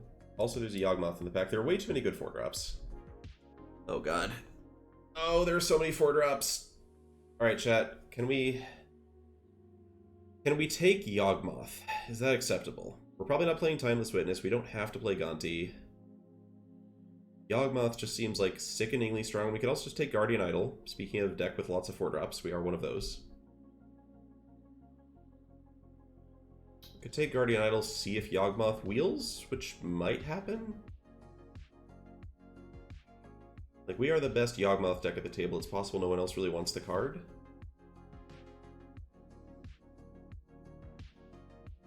Yawgmoth is great. We really just have the Ophiomancer and like the Cult Conscript though. We're not like doing an incredible job of Yawgmothing people. Like Guardian Idol and Nakarn is so good. Alright, this is easy Bank Buster. Ix's Command is cute, but this card loses a lot of its power when you can't when you don't have a lot of creatures in your deck, and we don't have a lot of creatures in our deck actually.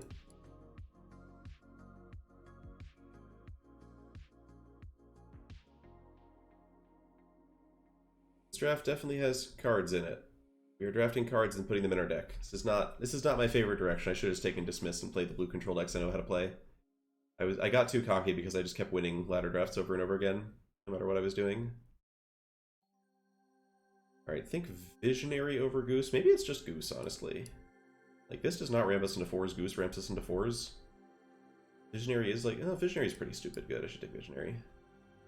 Maybe Wheel Goose. Okay, we got Lonely End, Briarbridge Tracker, and Blood Crypt. How much do we need the red cards? I like sort. I wish you had like sorting tools in the draft here. We really don't. Back. How much are we actually gonna need like cheap removal in this deck? I think a ton. Rolf's Disciple isn't great. Strangle isn't great. It's pretty much just for splashing Crucius though. Splashing Crucius is cool, but like... We might also get some other stuff to splash. There's like a lot of good red cards in the cube. I think it's Blood Crypt. We need to become Aaron Gertler tonight, Chet. Yeah, Misery Shadow I don't hate. Takenuma is kind of interesting with like Emrakul.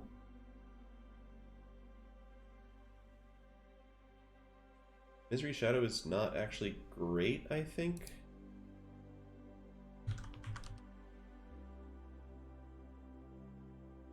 Yeah, my instinct and the numbers both confirm not great. Let's take Takenuma. Kolagon's Command, hello. Alright, that's a great reason to do Jund things. Kolagon's Command is fantastic.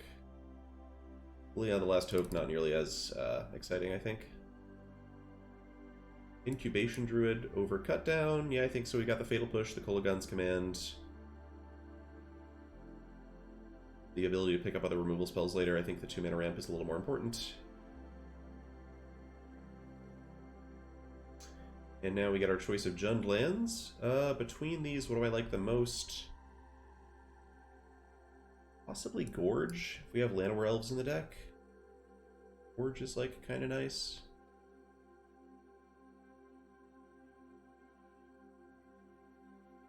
Slew cycles, though?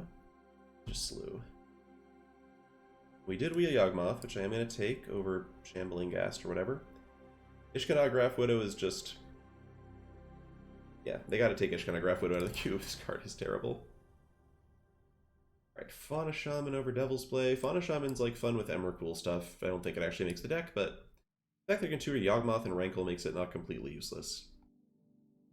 I'm kind of down for Blade of the Oni. It's like cheap, it's efficient, Bruce Bankbuster. It's a creature and an artifact in the graveyard for Emrakul, if we play Emrakul. I don't think Phyrexian Arena is very close to playable. Conscript is great. You mean Cult Conscript, or was there a Zealous Conscript at some point? If there was a Zealous Conscript, I probably should have taken that. I am maybe not used to even looking at it in the pack. What did we take over Zealous Conscripts?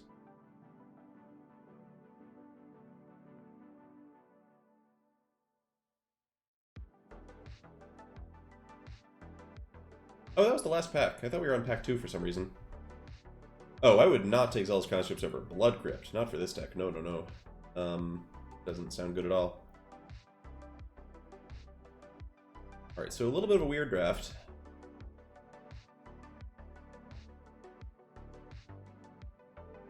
Don't know how this is going to go, but we have some reasonable synergies. We mostly want to draw Ophiomancer a lot, I think, is where we ended up. We have creatures for Fauna Shaman to make sense. Well, Conscript is a little bit like... Well, it's a little bit like Ophiomancer, except for that it doesn't... You can't just bring it back if it dies to itself, so I think we're off of that, too. We basically have Foundry and Ophiomancer both doing things with Rankle and Yawgmoth, Garruk. I like Emrakul just to give us some kind of good Garruk tutor target.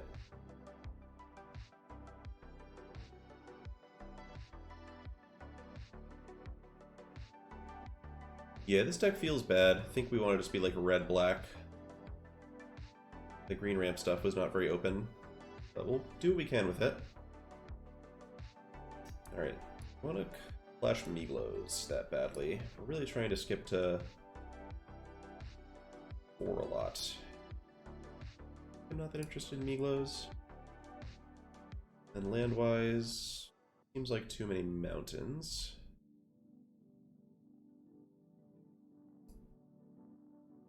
Five black sources, 6, 7, 8, 9. 1, 2, 3, 4, 5 red sources. 6, 7, 8 green sources. Sounds about right. Alright, let's try it. This might be a pretty quick run. I think this deck is slightly worse than the last one. I think the last one overperformed slightly. Alright, so this is the last, like, kind of undisciplined do the fun thing draft. Next draft, I will, you know, be the person who takes dismiss or whatever. Alright. Gonna want 1 land, please.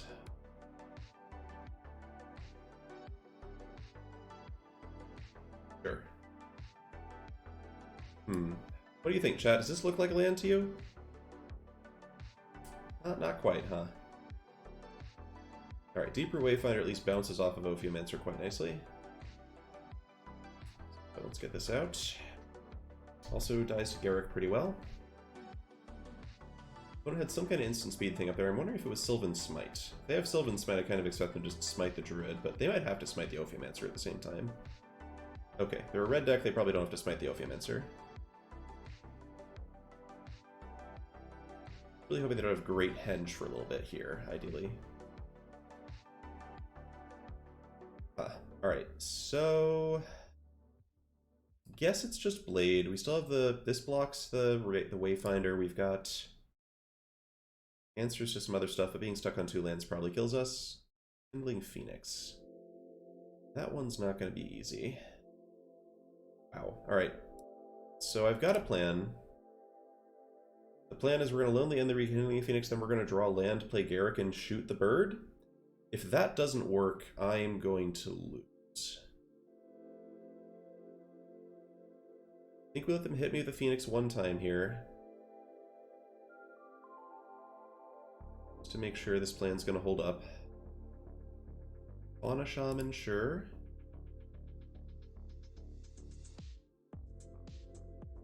Alright, good night, Phoenix. And now we draw the land for Garruk. Or we draw some removal spell for the token. Or we draw Llanowar Visionary. Oh god.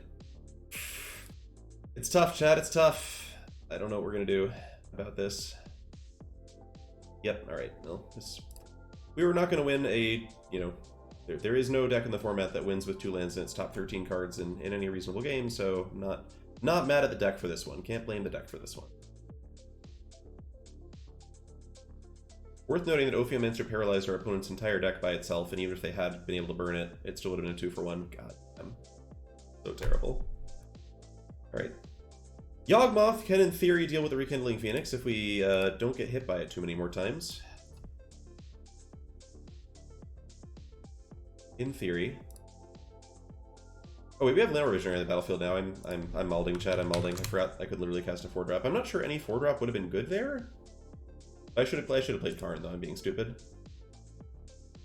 I just forgot that Llanowar Visionary made mana because I was so annoyed. It's not a good way to win games, Magic, Arena Opens, etc.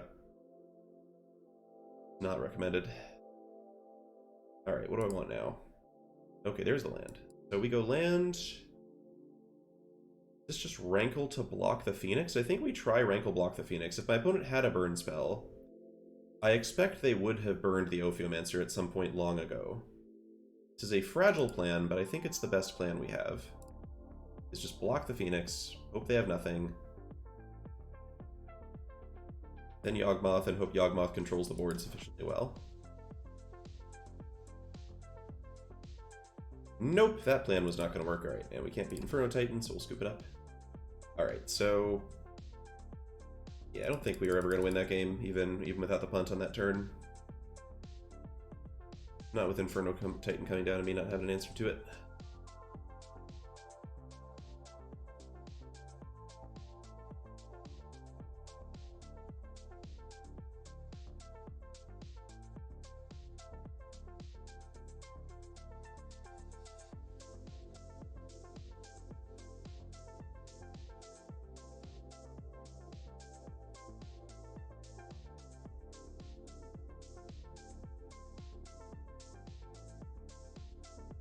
Doggo, alright.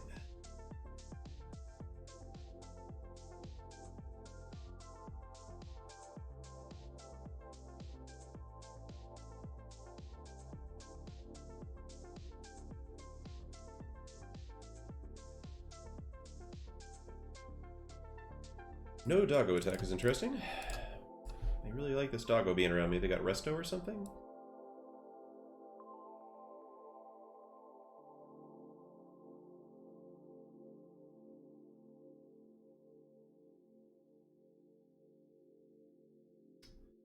Okay.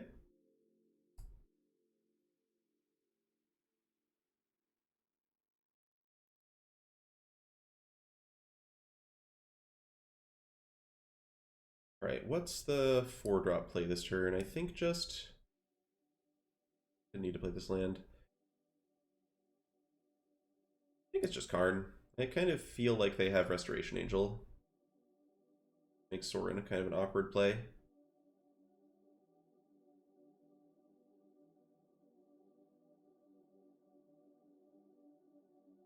Also, this Emrakul probably has to get out of the deck. But, I don't know. Might... Wandering Emperor, that also makes sense, I guess.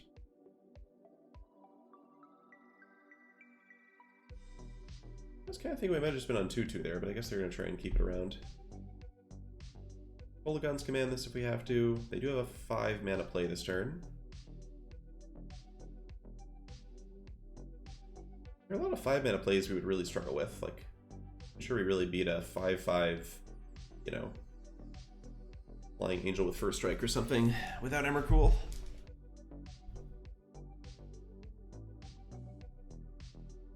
Okay. Now what? So...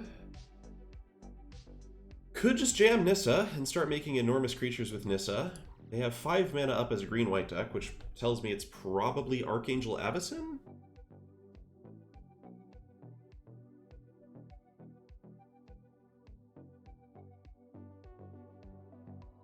Archangel Avacyn makes the Nissa play feel a little bad.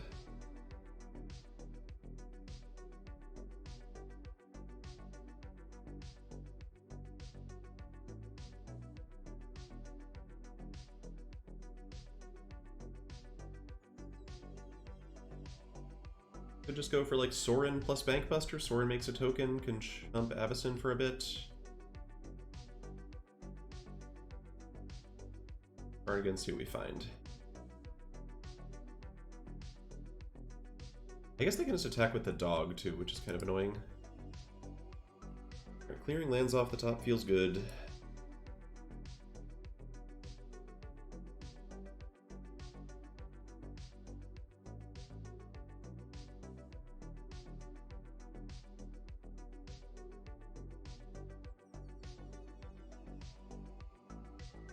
Maybe we use Nissa here, actually. At least forces them to deal with her. Forces them to have, like, Avacyn and then some kind of interactive follow-up, for example. Does let them exile Visionary, but I'm okay trading Visionary for the Wandering Emperor at this point.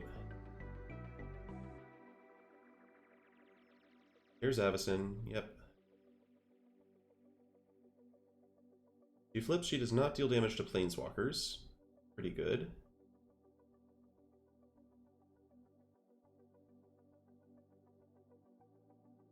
Plus, if they kill Nissa, Emrakul gets cheaper, which is not so bad. I think this is going to probably be an Emrakul game now that we've drawn so many lands off the Karn.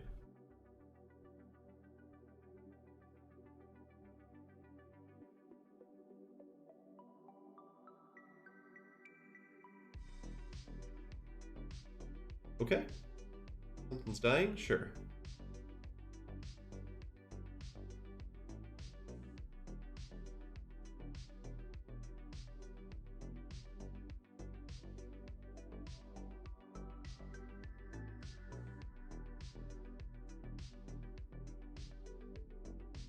Okay. 7 mana this turn.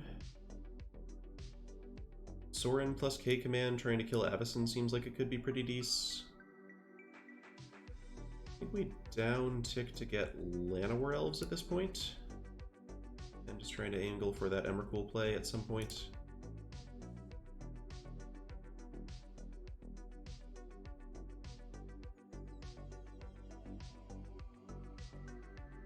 We could go for like Bankbuster, hold up K command. Yeah, Sorin's not very easy to defend this turn. Draw the card off of Bankbuster though. Yeah, maybe it's actually just Sorin.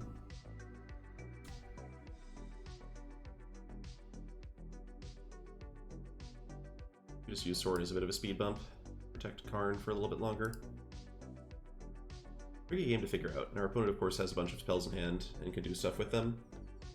You can also just take out Visionary with Wandering Emperor, which is pretty annoying. I'm now thinking I probably should have just killed the Wandering Emperor with the K command, knowing that Avacyn was so likely to come out.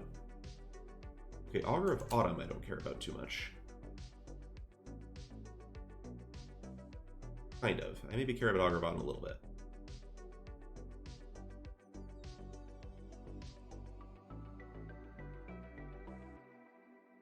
Definitely want to be very careful about opening my mana dorks up to Wandering Emperor from here. Mana Shamans.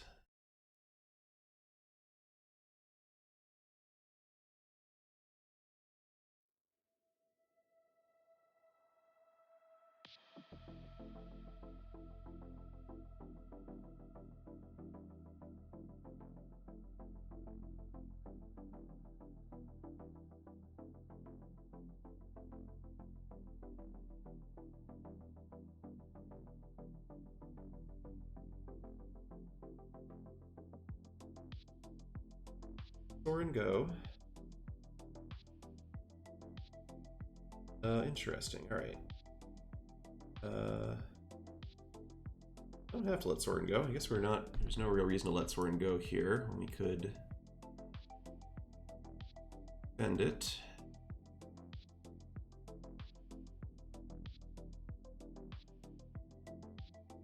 And I can attack with a Vampire into the Emperor. Actually, that seems good.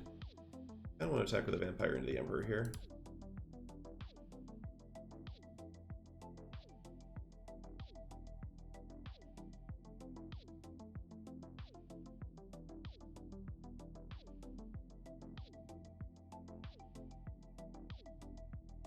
Yeah, the fact that my deck can't, like, kill a 4-power creature is, like, a bad sign for the deck. I'm thinking.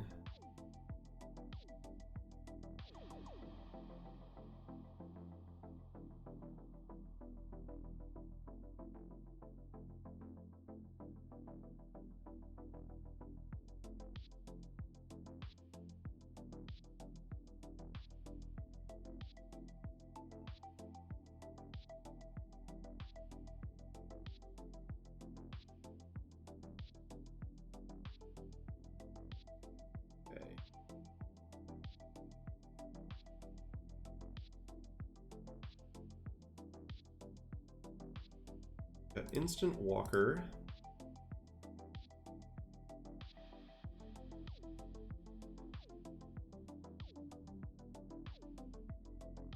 Lose one of their Fauna Shaman cards. This Karn's about to die. Yeah, this is kind of... I'm just like not playing very well. I should probably just draft again after this because... Okay, Retrofitter Foundry is actually a really interesting draw, given the amount of lands we have. Might be a good chance for Retrofitter Foundry to show its stuff.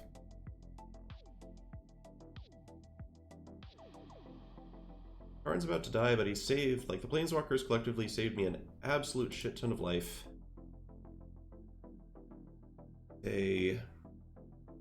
Oh, shit. Oh, right, Augur of Autumn is still in play. That's a disaster. All right, we gotta clear Augur of Autumn.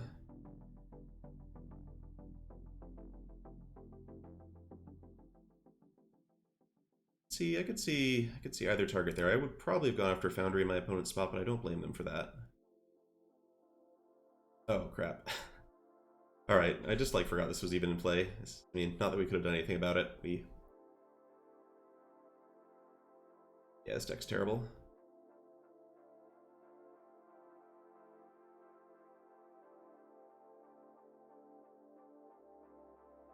The good news is if I can somehow kill one of their creatures and flip the Avacyn, that actually does devastate their board a lot. So if I can do that and then follow with Emrakul, we might actually get somewhere.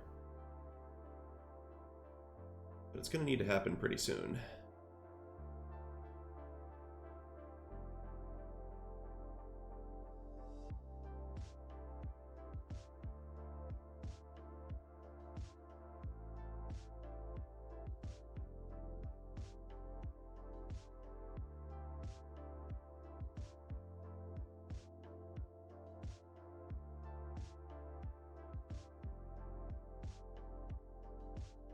Alright, we are one land away from Emrakul.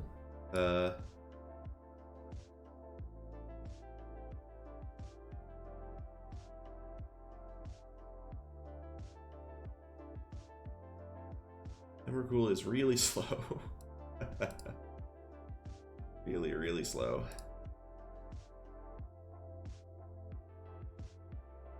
Yeah, Jofu, I think I'm in the same boat.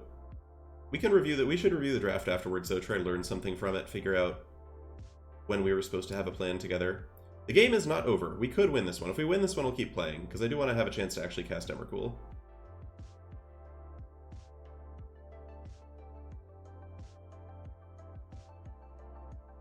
Like, my plan here is basically flip over the Avacyn this turn, which we can do with Retrofitter Foundry killing something. Force Avacyn to kill all of their stuff. Except for if we flip over Avacyn this turn, then it kills my Mana Dork, so that doesn't quite work. That part's not the best. Alright. Let's see. Let's see. They get Avacyn. Avacyn and Lyra live. They get a Voice of Resurgence token. I get a 2/2.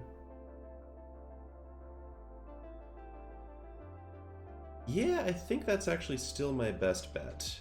And I have Retrofitter Foundry in play, which can chump block the Angels pretty well for a bit. Let's angle this toward...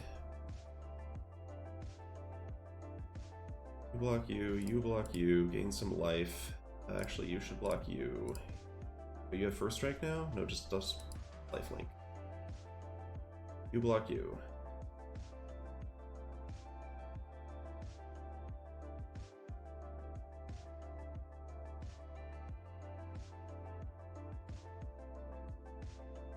And then we are going to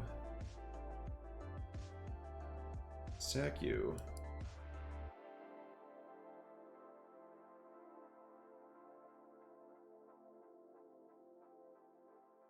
Sack you.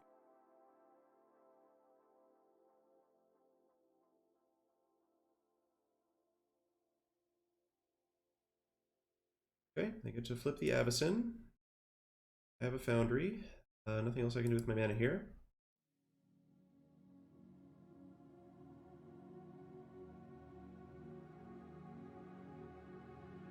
Oh, right, Emrakul just gets cheaper also because I lost a creature?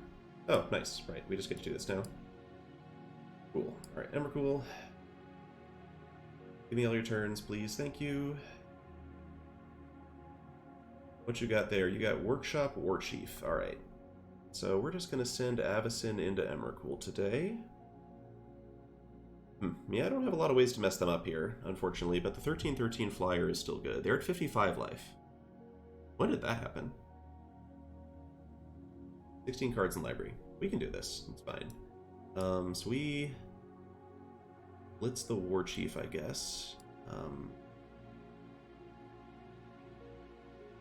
Okay, just working out how Emrakul actually works. Actually, we don't blitz the Warchief this turn. We just pass. And we force them to trade the dog. Trade the dog with me, I think. I guess I'd rather have Lyra be the one that dies than Avacyn.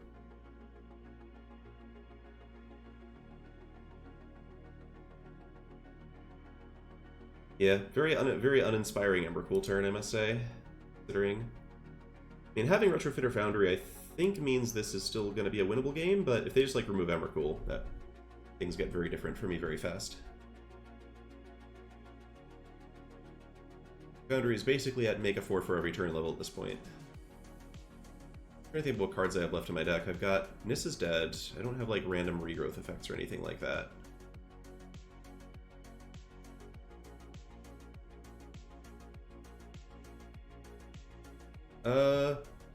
Oh yeah, protection from colored spells. No, like even like an Oblivion Ring effect would do it. Like Touch the Spirit Realm would work.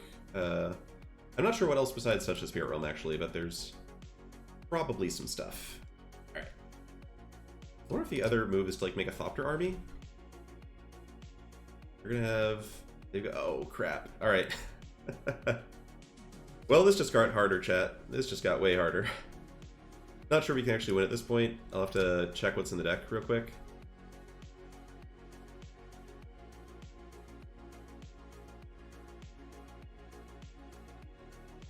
I should, I guess I should make them target before I do any more stuff here. Yeah, opponent knows what's up. Right. Rather than a Thopter, I do want a 4/4 though. I mean, I know that we've drawn like 6 extra, I don't know, a lot of extra cards this game. Our opponent's deck is much smaller. Oh wait, they're at 15. Okay. Actually, we're not as far behind as or ahead as I thought we were. But they do have a Legion's Landing. So things are going to be tricky.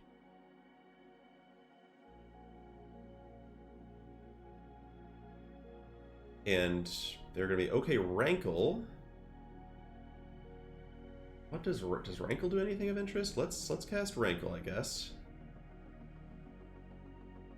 I think we just have to trade Rankle and Lonely End for Avacyn at this point. Let me check the deck to make sure I'm not missing... Oh, we have Yawgmoth in the deck, actually. But Yawgmoth draws us cards.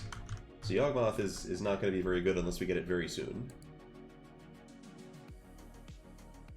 We have Yawgmoth and Ophiomancer still in our deck. What other notable spells are there?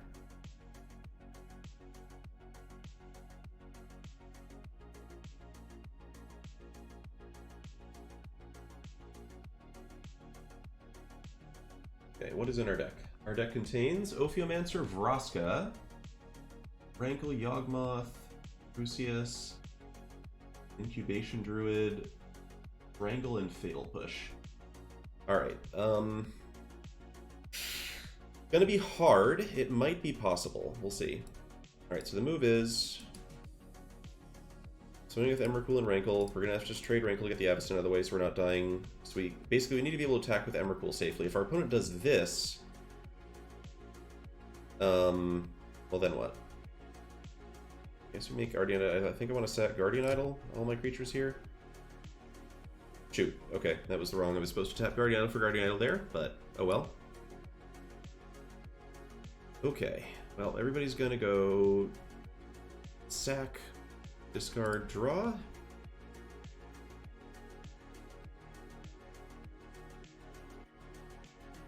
We draw Fatal Push, we lose Guardian Idol. We lose probably some kind of 1/1 or something, and we failed to find something to take out the Avacyn. So, yeah, we'll see. We will see.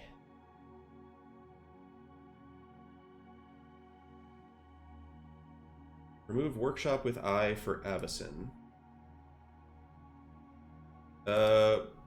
Workshop doesn't come out of the graveyard?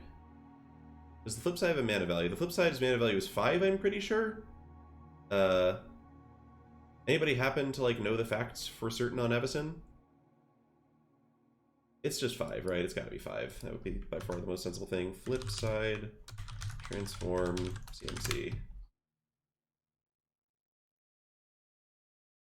Back face as what? Mana cost of its front face. Yeah, that's it. Okay. So we're gonna go ahead and Fatal Push the token. Go to 3 off Avacyn. Select us. We're gonna have some kind of save the thing spell? What would that be?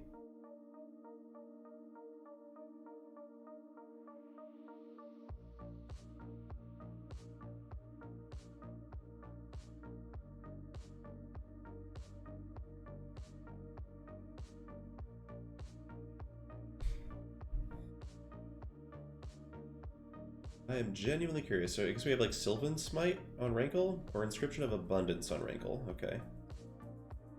And that's using Avacyn to kill Rankle? Yep. Okay.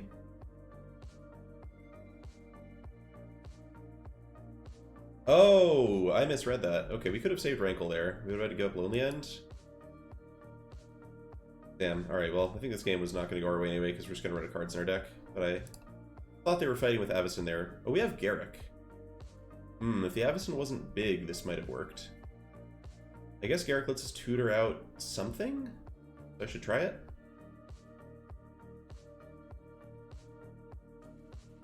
Yeah, what a strange game. Alright, shoot you, and then I can make... I guess Garruk ult might actually win us the game. I forgot we had Garruk ult available. It might work. Might just be crazy enough to work if we never take a hit again from Avacyn. Alright, gonna attack with the 4/4. Sure. Got Hive to block and the 2/2 to block. Safe from like a random... Yeah, I don't know if we're safe from random Old Maldadi. Old Maldadi actually kills us.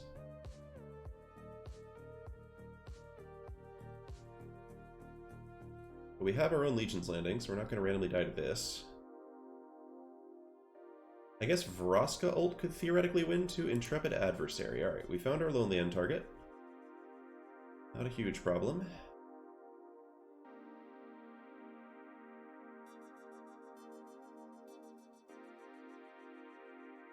Because this could have made Avacyn big enough to trade with Emrakul, which I don't think we can let happen.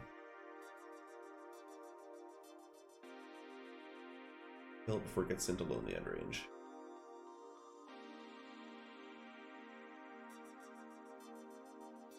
Oh, Takenuma. Okay, what does Takenuma do for me? Not a lot. Oh wait, is it Planeswalkers too? It's Planeswalkers too. Okay, never mind. That seems very good, actually. Completely forgot about Takenuma, chat. Alright, so we get Nissa, I guess? Seems like this is going to be a Nissa win. But we do need to actually hold on to our mana for this. How much is Takenuma? It's 2 right now? Alright, chat.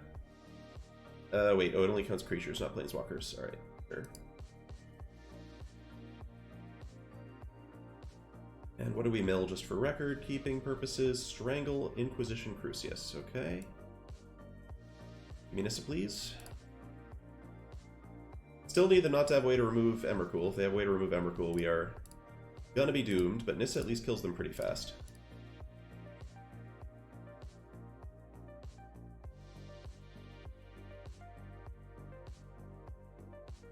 It'll be about 2 turns, I think?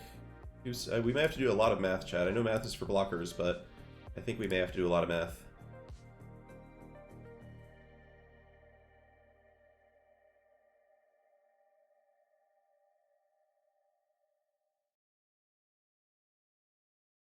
Alright, no touch the Spirit Realm, please. Thank you. Ophiomancer, alright, that. Alright, so we have 3 forests right now. So we're not going to kill them with Overrun yet, but I think next turn with Garruk plus Nissa it'll happen. This is 11, 16, 27, 34, 37, effectively 41. Yeah, we're not there yet, even with Hive of the Eye Tyrant. But Ophiomancer plus Garruk plus Nissa next turn works if they can't stop me.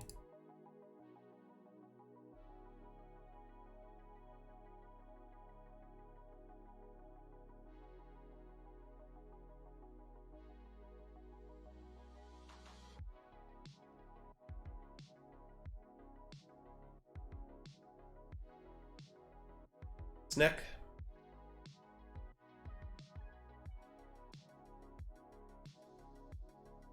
Yeah, Nissa is certainly more of a mono green card than this. Toski, Bear of Secret Steel. You got it.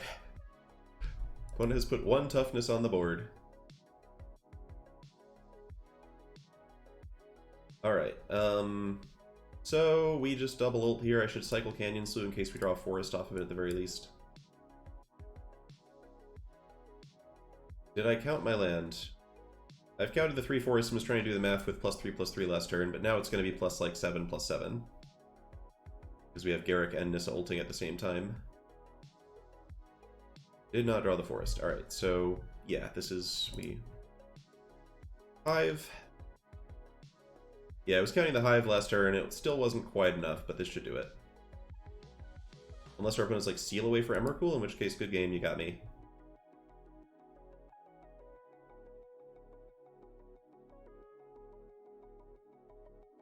Alright, do we think anyone's ever ultimated both these Planeswalkers in the same turn? I guess a lot of Arena Cube gets played. This feels...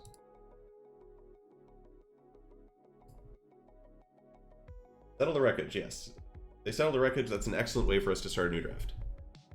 Yay! We get to keep playing with the Jund deck, chat. Aren't you excited? Aren't you excited about the Jund deck? To be fair, the Jund deck is now 1-1, and the only game the Jund deck lost was the game where you didn't draw another land until like turn 6. A third land until turn 6.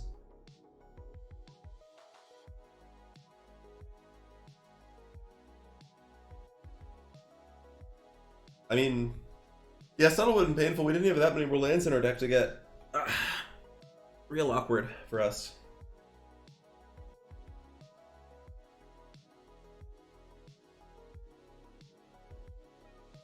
Yeah, the whole, like, mid-range thing is... I'm not liking it. The archetypes I like in this deck are anything with blue. Green-red monsters.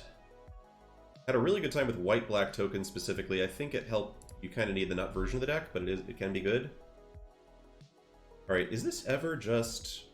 I think I'm going to Inquisition on turn 3 rather than now. I need to get this Canyon Slough down at some point. And doing it this now lets me go Guardian Idol turn 2 into Visionary Inquisition turn 3.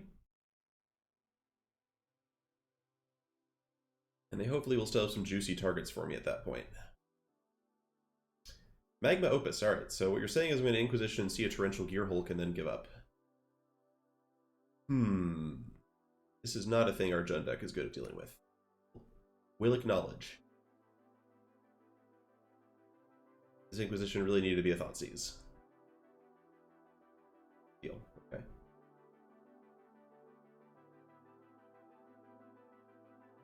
I guess we can shatter the treasure if we need to.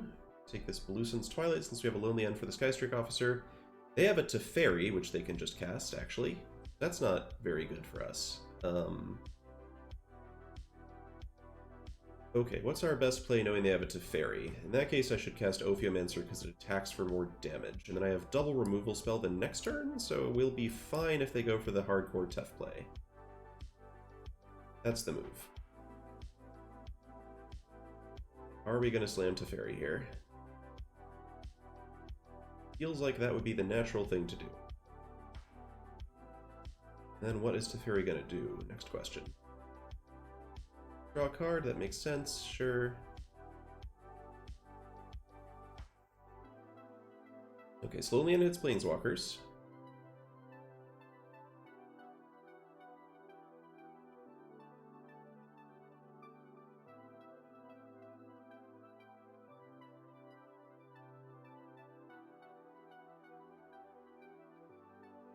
We are unfortunately forced to give up our answer to Skystrike Officer, which is kind of tricky.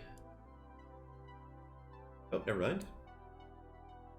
They gave up Skystrike Officer. Fascinating.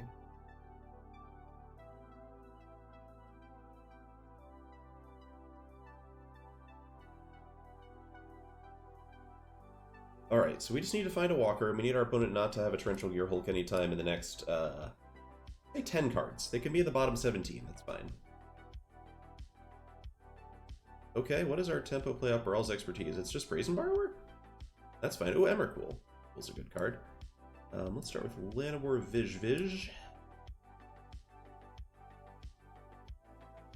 Ophiomancer doesn't block this thing anyway. We draw Sorin. Sorin blocks that thing pretty well.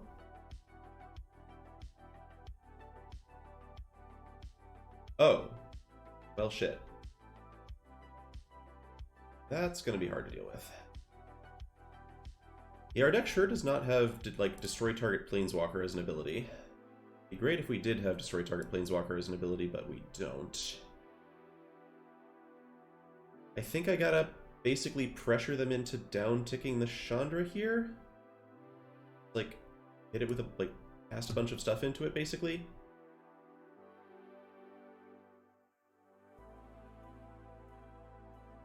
Yeah, our deck is not good at dealing with these big effects. Not good at pressuring opposing planeswalkers, just not good at very much. If we had Hive of the Eye Tyrant, that would be helpful, but we don't. We do have Guardian Idol. Alright, we got the Chandra to downtick.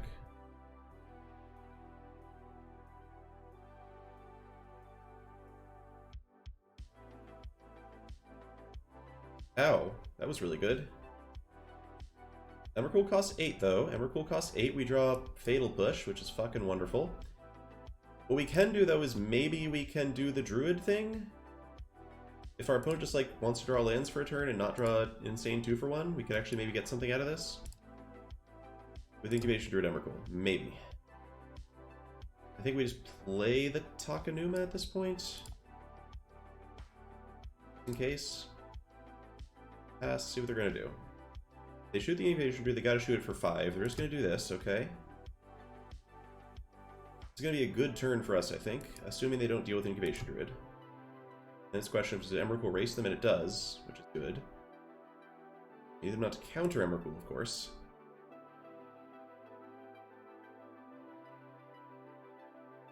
Okay, well here goes nothing.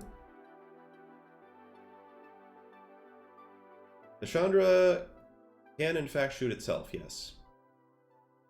So that's gonna be good. And we just need them not to have a way to get rid of Emrakul. Okay, repeal. Okay, so I can... I guess we just... Do I cast this on the Druid just to get it out of their hand? It's not very dangerous, though. Like, I get to see a new card. I think I'd rather just activate Hall of Stormgiants this turn. That's really the play.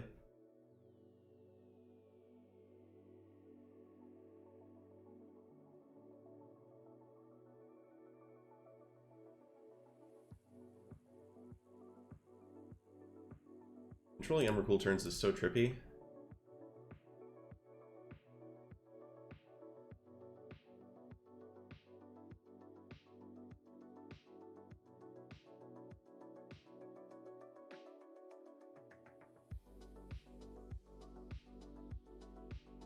What was the benefit of shooting the land, just to exile it? No, it gets countered by ward anyway, so I don't think it makes any difference, right?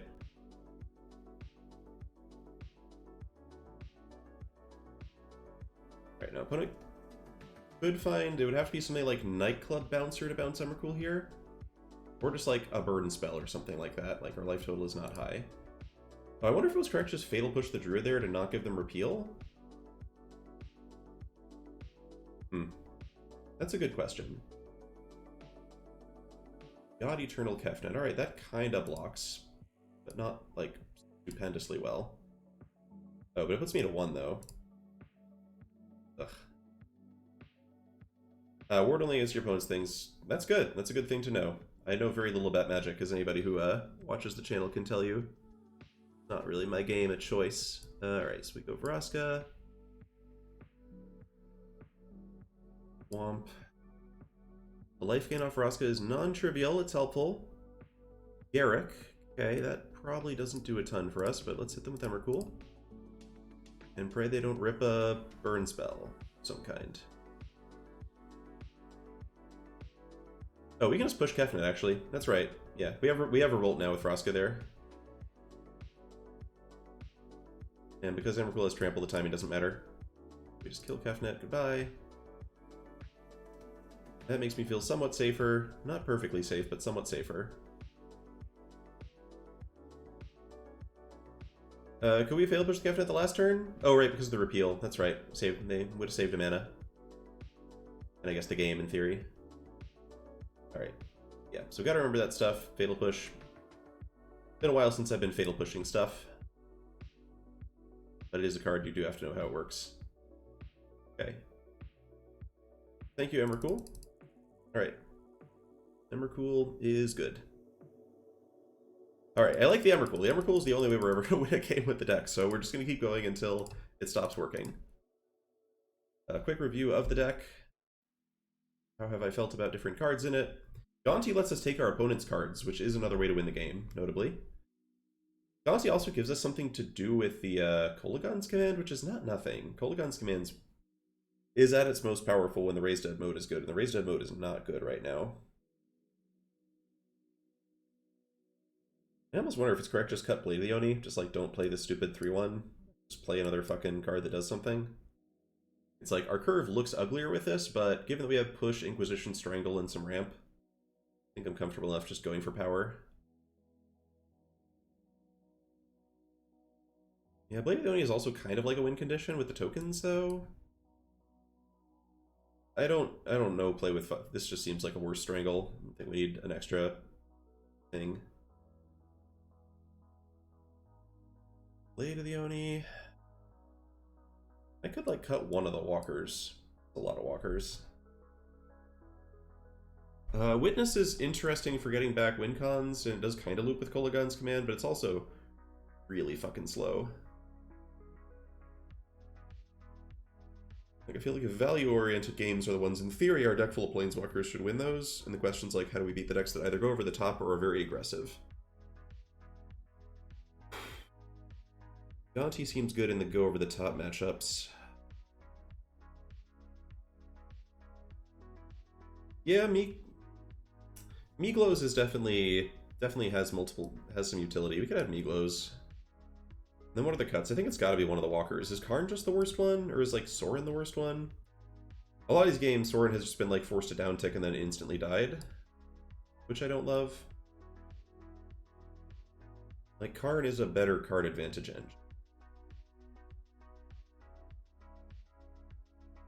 Sorin having a reasonable ult is nice, but I also have a lot of artifacts with a Retrofitter Foundry. I think we try this. Then one more cut could be... Maybe it's just Bankbuster, given that the rest of our deck already kind of does this anyway. Having flyers is nice, but you can't have everything. Ugh. But maybe, I mean, maybe it's Sorin over Karn. Maybe the fact that, you know, has a colored mana identity implies that it's probably better in general. Like, the down tick's generally better than a Karn down tick, and I guess the uptick is, I don't know, somewhat worse than a Karn uptick, maybe?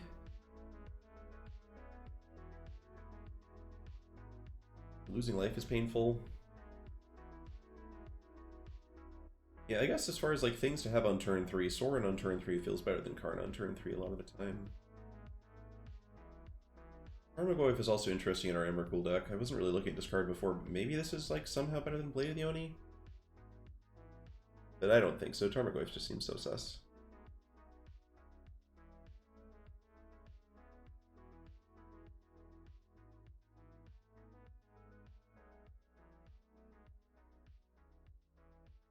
Yeah, in the end, maybe it is just Blade of the Oni. We just assume that Miglos does a better job of being offensive than this, and that trying to use a 4-mana equipment is not like a good strategy. Alright, we'll try this. See how Sorin feels compared to Karn.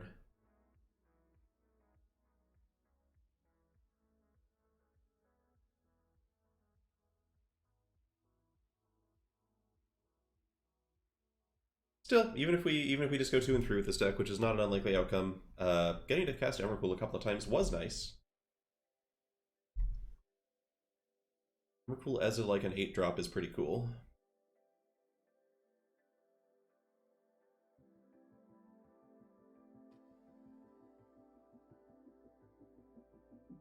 This is pretty workable. Got the anti-aggro stuff, got the anti-control stuff. You're not an exceptional Yawgmoth deck. Yawgmoth might actually be the cut. Specifically with Ophiomancer Foundry, but otherwise is kind of meh. So we might think about just putting Karn over this.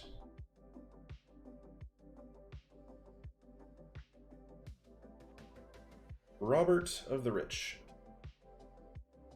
Stole my Inquisition of Kozilek. Okay, so we do have to kill that because we get Inquisition to end lose Lonely End. It's sad next turn. This, gain our 3 life. Lonely End. Maybe this Ornithopter will bait them into interacting with it? That would be fun.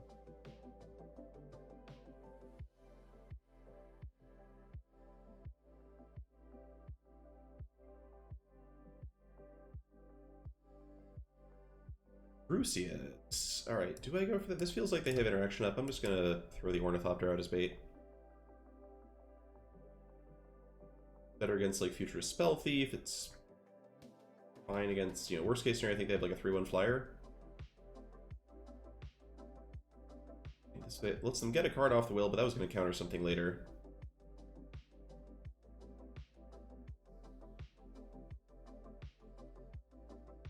Oralf's Disciple. Got yourself a deal, sure. Have all the lightning bolts your little heart desires. This is a human, right? Human. Okay, so we...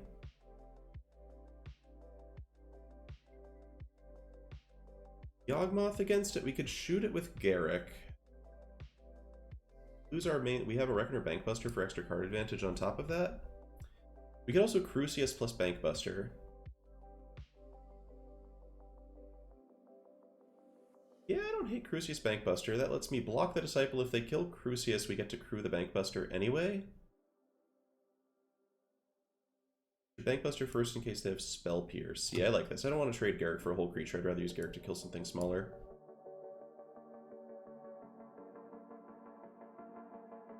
And let's begin getting ambitious.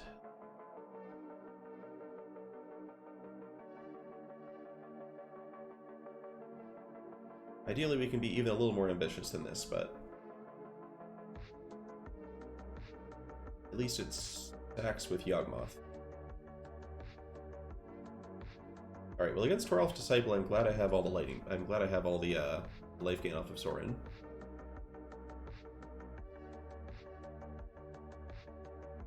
Surprise! It was Lightning Bolt. Alright.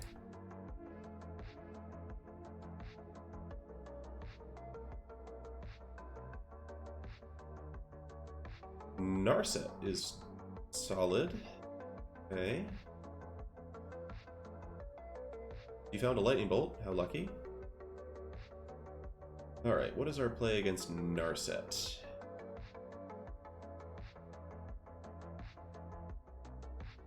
I don't have great plays against Narset. I think she's just gonna kinda do her thing here. Her thing is probably just gonna be finding 2 Lightning Bolts. We'll just defend ourselves. Draw a card off a Bankbuster or Yawgmoth on their turn. We can't do both. Punching Disciple with Garruk. I don't know, it's just feels like a bad way to use a whole turn.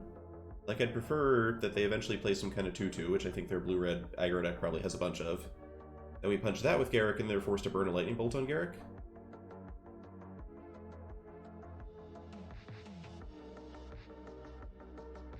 Oh, Druid upgrade crew attack. That was my bad. No, Tortamon, I like that play. I like that play. That was a better play. Well, it's a little rough because then Toralf's Disciple attacks me again. I think I like that more. I should have considered it at least. Yeah, Toralf's Disciple being a human is good here. Means, for one thing, it can just attack the Narset if they don't have a non-human blocker. Narset plus Toralf's Disciple is very cute, also. Many Lightning Bolts will be cast this game.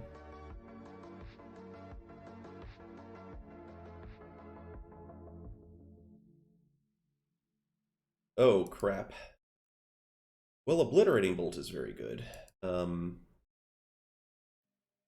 But at least they didn't do it before combat, so I get this block. Unless they have an instant speed piece of interaction somewhere. This also means I can sack the Ornithopter to kill the Disciple, if they let this damage happen. Elias V, thanks for the raid. Yeah, we can do this after. We can do it after damage. I want to force them to do something about the Yawgmoth first. Tap their mana for that. And then next turn we do have the Druid Crew Bankbuster play. When I forgot about Yawgmoth's pro-human text. Good stuff.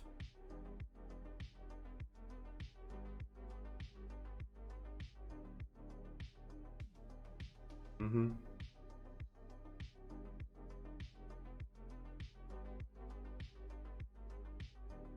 Actually, hold on. Just in case.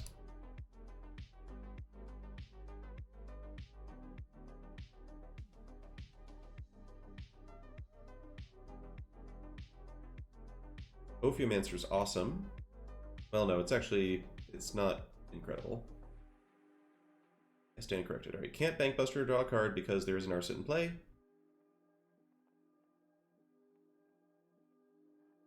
We are still at 17. And Garruk is probably going to demand some kind of answer from them. Oh, Meaglo's Mage Crusher. There's a card that crews the fucking Bankbuster. If they counter it, then I at least get to cast Ophiomancer and potentially get a Snake off of it, which would be cool.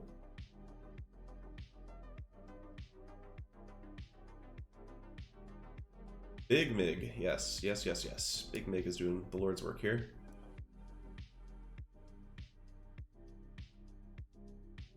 By Narset, and I think we just cast Druid here. I feel like as long as they have this Lightning Bolt up, I would rather just, you know, wait until there's a chance we can get a Snake off the Ophiomancer. There's also a chance they get Impatient, just bolt the Druid because their deck has 700 Lightning Bolts in it. It was on their turn, but I already drawn a card for the turn. For correction, off of Yawgmoth. Ah, fuck, Stomp. Okay. This is a real Lightning Bolt. This they got off of Narset, and they have one in their graveyard, but they just had a Lightning Bolt in their deck as well, as being Lightning Bolt Tribal. Okay, opponent is doing a good job of attritioning.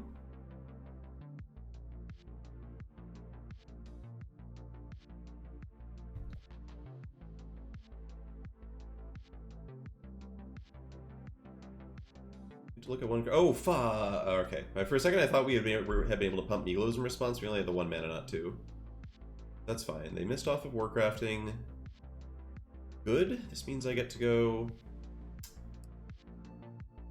I think we just go Garruk, make a wolf here. It gets bolted. Ugh. I can also use Garruk to kill the Bone Crusher when they cast that next turn. That might be better, actually. Let's do Visionary.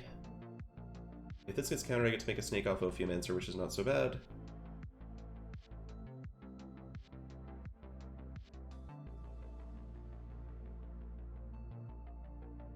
And against a deck full of Lightning Bolts, I do want to get damage in where I can. So definitely worth playing the Ophiomancer and getting our 4 done.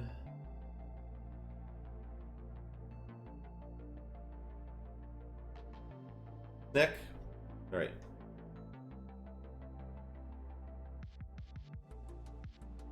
The grind feels good. It's also nice that if we cast Gonti, Gonti can probably get us a Lightning Bolt at the very least. Mm-hmm. Sure, sure. Retrofitter Foundry, that's also a good card. Alright, if I snap off the Bone Crusher, I think I want to try to do that. Let's start with Garruk. Foundry is very good here, I agree. I guess we could just like make a 2/2, then they bolt the Garruk, but if it stops them from bolting Ophiomancer in theory. The thing is, if we fight with Garruk, they could just bolt Garruk in response, actually, because it's a fight. So I actually just make a wolf. Never mind. Easy wolf. We will find another way to deal with Bone Crusher in time, thanks to Bankbuster. Now we cast Foundry.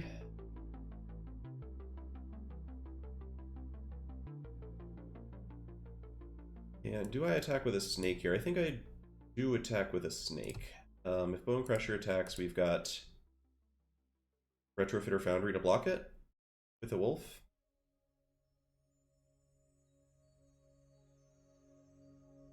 I mean, sorry, it's not a fight, but if Garruk vanishes, then Garruk isn't around to deal damage, right? Is that how that works? Does anybody know how that works? Like, it seems like if Garruk isn't around, Garruk can't deal damage anymore, right? He still deals the 3, okay. Scansor, thank you. That is good knowledge to have. One is counting their mana, that's ominous. It makes you wonder about like Blue Sun's Twilight or something. I think we draw the card over making the 1/1 here. Yeah, okay. That definitely makes the play closer, and probably in favor of killing the giant. Rankle's cool. Probably dies to a Lightning Bolt, but you know, it's still a cool card. My Bankbuster first here. We do. We hit like Inquisition, for example. Oh, we aren't going to hit Inquisition because Robber of the Rich Inquisition, but still worth doing this first, I think.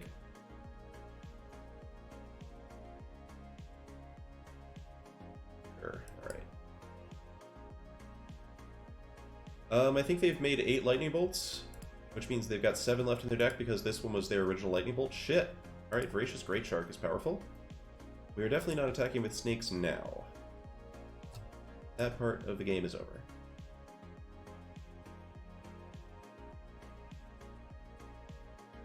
But I mean, I'm still pretty happy if our opponent draws the card Lightning Bolt here, I'm pretty happy with that.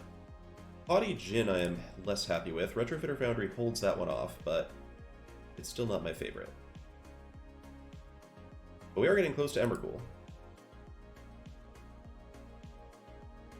If my opponent's playing Magma Opus and they're frickin' Toralf's Disciple Lightning Bolt deck, then good game, opponent, you got me. Alright, Guardian Idol should be worth it in the long run. I do want to use Reckoner Bankbuster here. That still leaves me with enough mana to make a construct off of this token. Nissa Ascended Animist. Alright, do I do that instead? Do I risk getting hit by the Haughty Djinn wants to cast Nissa? Feels right. Also, Nissa just wins the game if she resolves, because this is a lot of trample. Right, actually it doesn't quite win the game, but it does force some awkward blocks. Huh. I think I might just probably use Nissa to try to win the game next turn, though. If I play her now and I do anything but over and she has a Haughty Djinn, if I overrun... Oh wait, this is a forest too. Oh, we have 4 forests. Okay. We have 4 forests, we need to use the treasures. We attack with 6 creatures. Alright, so Nissa does win the game. I guess I should try to do that. Good chance opponent has a counterspell, but whatever. It is what it is. These are both treasures.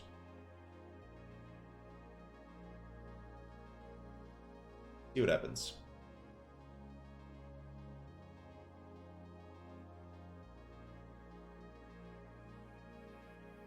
And if we minus and they have Lightning Bolt, it's still a good attack for us, I think.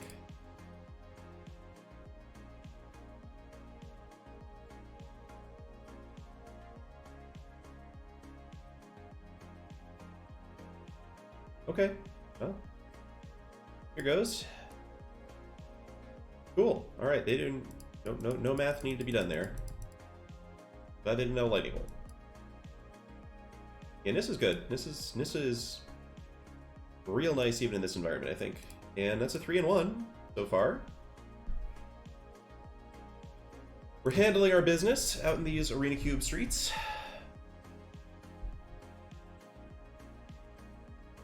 Yeah, I mean, it's not bad in theory. The question is just whether the practice matches the theory. I mean, just playing... This is the second run Guardians DM. We played a very interesting... went 5-3 with the first ramp deck. Played a very interesting final game. Had to make some hard choices and made the wrong ones, I think. Alright, so interesting hand. It's just turn 3 Yawgmoth, I guess. Guess we start Llanowar Elves because that just gives me Ornithopter into Inquisition, and then Yawgmoth at least draws 2 cards and cycles away the ramp creatures as needed. Alright. Mountain, sure. Red-black stuff with Shieldred and Siege Gang Commander. Well, Yawgmoth is very good against Siege Gang Commander, if that's permitted to happen. I guess I should have played Hive that turn. Opponent drew... Okay, opponent's got Canyon Slough up. We missed a point of damage.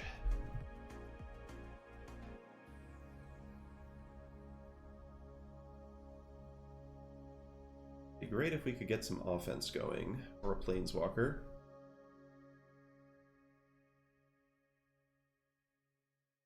Cool. Nothing yet, though. Alright, let's go with...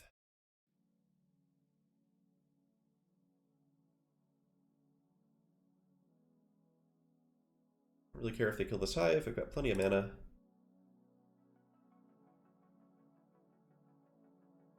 And alright. Worst, not the worst.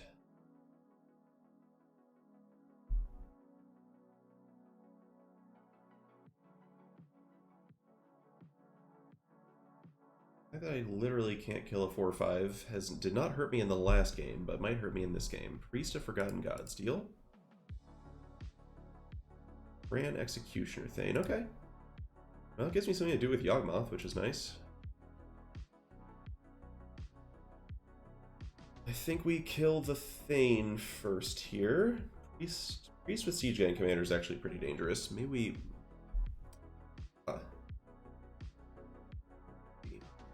So I could activate Hive of the Eye Tyrant and cast Llanowar Visionary and then kill both of these creatures and draw 4 cards.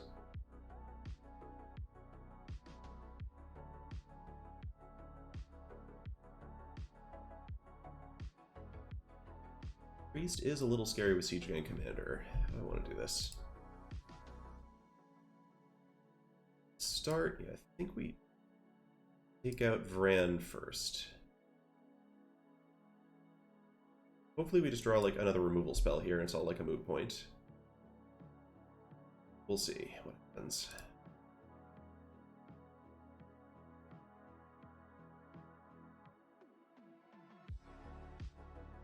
There we go. That's good stuff. Alright, now we get to play you.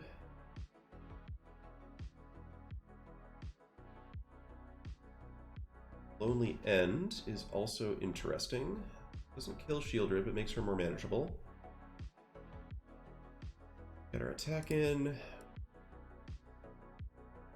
Yeah, Yawgmoth, even in decks where he's not like super meant to be there, he's pretty messed up. Alright, so what's the play now? Is it Crucius?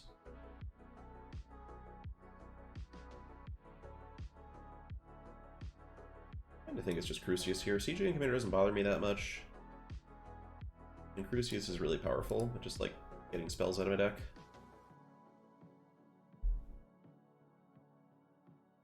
No, I can proliferate, that's a good point.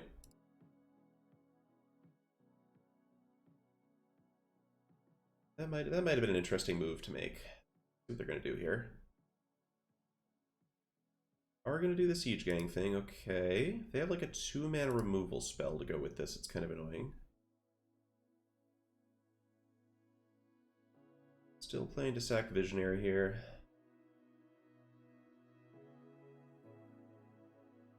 I could also have sacked both my creatures to kill the Priest in response to the Siege Gang coming down, which is maybe something I should have considered more carefully. Yeah, definitely good to keep proliferating top of mind. It's the easiest ability on Yawgmoth to forget about.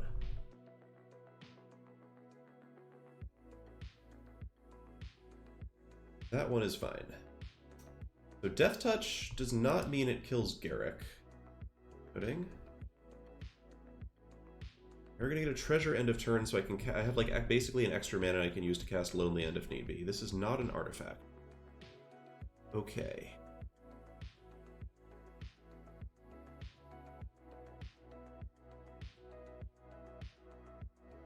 I want to kill both Priest and Siege Gang this turn. Seems important to do. So the best move is probably just going to be Garruk fight Siege Gang and Lonely End something. Yeah, so K-Command, there's K-Command return Llanowar Visionary. Kills Priest, lets me kill the Siege Gang by sacking 2 creatures, but then I can't Lonely End. There's just Kolaghan's Command and Lonely End without using Garruk is another option that I have. And that might be the best option I have, honestly. Hate that option.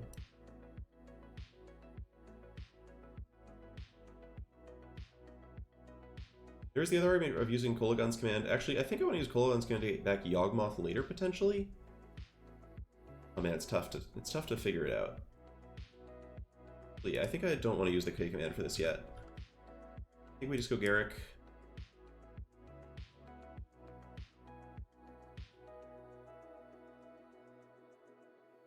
Shoot the Priest or Siege Gang, doesn't really matter. Shoot the Priest, get more loyalty on Garruk. And I think I keep the Canyon Slough to discard to Crucius, hold up end step for Lonely End here. X.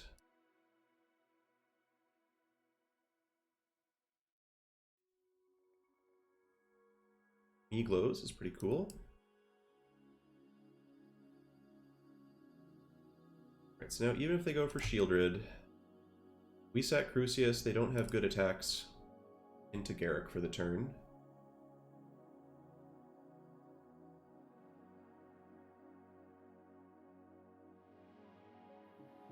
Shieldred could still be an issue, especially if it flips, but Meaglows actually can kill the flipped Saga, so that's worth noting.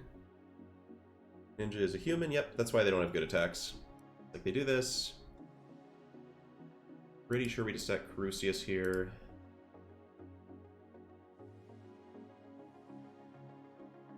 Yep, alright.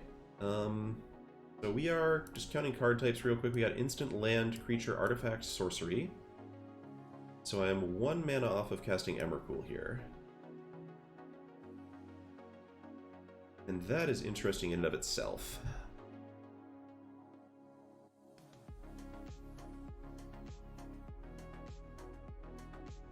I think I just like Meaglo's plus Hold K command here. Meaglo's just makes it very hard for Shieldred to attack, which is good.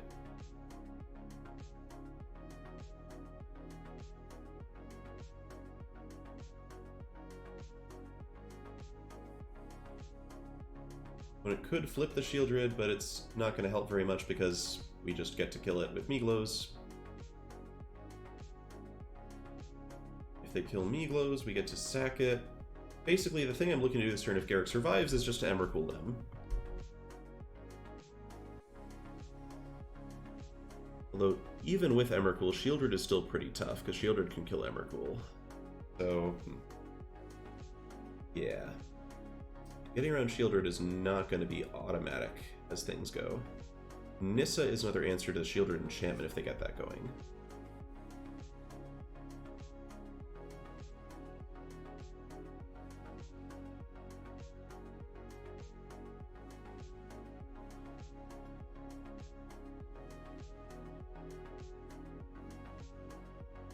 These are long games, man.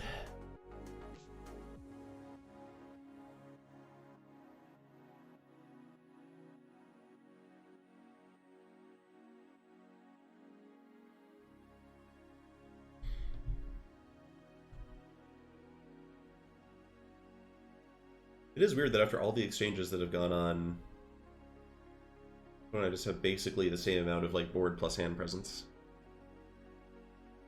Funny how that works.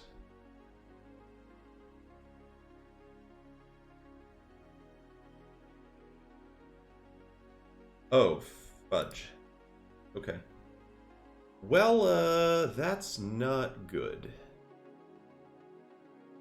And there is nothing I can do. Oh, we can proliferate the Garruk. Yeah, that actually seems like the move, because now I think we probably do need Emrakul to win.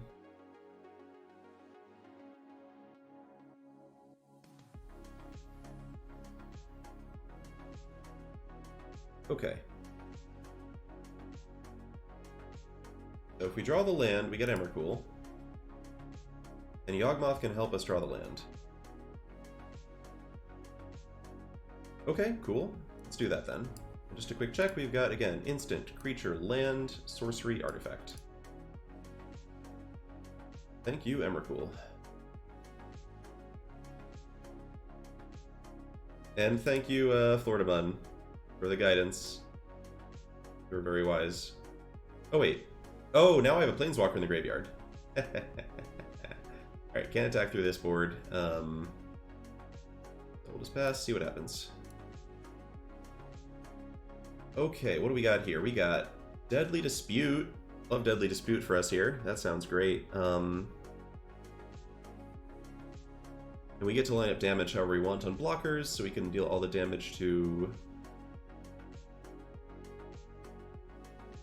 Are you allowed to line up non-lethal damage when you block? Like, line up damage in a deliberately non-lethal way? I don't remember. But I'm down to trade Meaglos for Shieldred either way. Titan can damage their own creatures, that's worth noting. Let's cast Deadly Dispute first. I'm going to stack Shieldred to that, I think. I think that's just the simplest thing, because Inferno Titan just dies to itself here anyway. Right, we drew Krenko. I definitely want to kill Krenko. And I think I want to kill Grim Lavamancer too, off of the Titan tech. Our opponent's game is over, I think.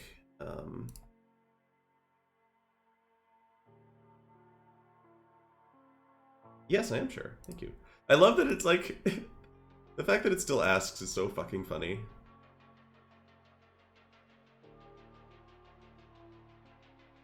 We can cast... Wait for it. I'm doing that post-combat for extra devastation. Don't you worry. Wait. Okay. I thought for a second I might have just, like, forgotten to block. Emrakul's weird. Emrakul's a weird one. I just had the ability on Miglos up. Yeah. Alright, that's the 4-1. Emrakul is way better against these red-black decks than the stupid white-green decks, chat.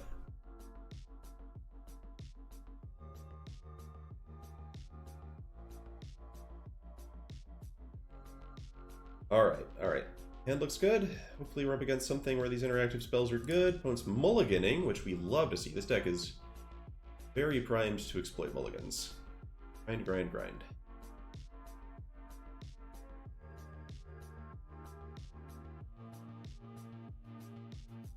Temple Garden is an amazing sign for these interactive spells being good. Not a good sign for Reckoner Bankbuster surviving, but that can be step 2. Oh, come on. Boo! Boo! Oh well. It should just be Ornithopter this turn. Means we can, like, cast Bankbuster and draw a card immediately.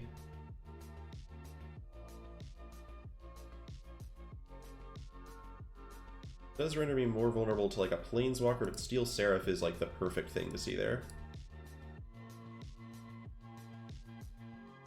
Seraph is just perfect. Everything is coming up. Everything is coming up, Little Beep.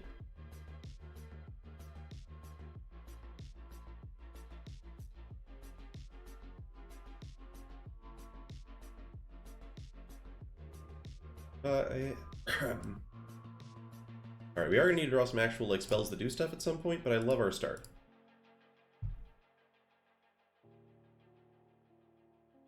Just don't play, like... Oh, they're not going to play anything, because we killed their Paradise Druid. Yay! Win percentage creeping up, chat. The advantage bar is in our corner. Oh, we're getting up a Sejude? No? Okay. Huh. I think it's better to draw there, Jofu. I'm just trying to, like, get an action spell into the battlefield while our opponent's still stumbling, so I think having the extra card earlier and having that extra chance of hitting a Planeswalker is really valuable. Alright, so our opponent sat there, didn't do anything. They didn't play a land either, but they seemed like they had something up. So do I Inquisition them? Or do I, like, wait and hope that I somehow get to sneak? I mean, it's kind of safe. They could have, like, Fateful Absence. They could have something like Seal Away. I don't know. The question is, like, am I getting a better chance to use Inquisition later? Like, I'll have more information later. I think what we do first is we use Bankbuster, because that's, you know, lets us know what we have to do with our mana. Like, they might draw cards. They might, like, go... Alright, now I have Miglos. Alright, so I'll Inquisition now. Miglos is a creature that's actually worth protecting. If they do have, like, a Fateful Absence, I would like to kill it before Miglos comes down. It's unlikely this gets a card, but I think whatever still seems fine to use here. Inscription! Alright. Wow, also... Oh no, opponent. Oh no. Opponent's imperiled here. Too many sweet expensive spells.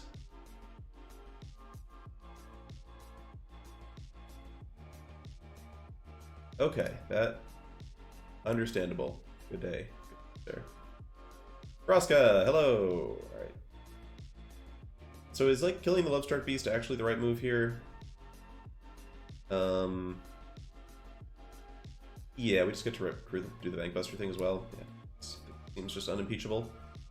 We could try to, do the thing where you, like, ultimate Vraska against a helpless opponent here, but I think I just want to kill them. And then I think, so I can get the pilot down, I do want to draw the card now. Okay. Land. I will play Guardian Idol as well. I mean, my sequencing this game has not been amazing, but the first couple turns were workable. So I'll take the compliment, Colosoma, thank you. Alright. Opponent is close to doing something.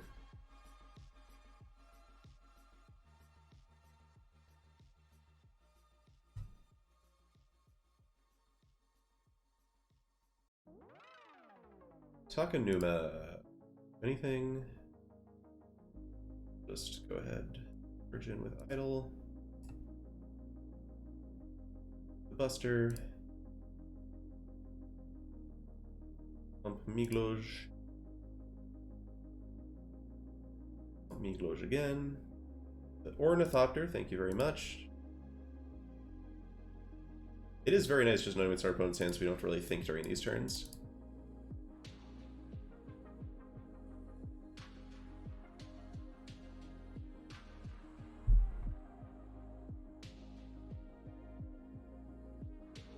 Alright, so this makes up for the game we lost this round with the no lands and such. Just to be extra sure we beat some kind of flash. I guess Settle the Wreckage exists, so I should try to play around Settle the Wreckage a little bit.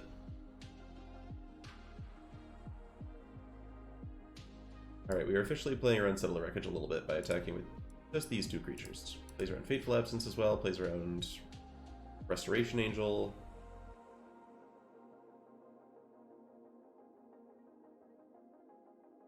Don't worry, as the day wears on, my willingness to do things like play around Settle so I don't have to draft again gets higher. Blessed Alliance. Wow, okay. Unimpeachable, I guess.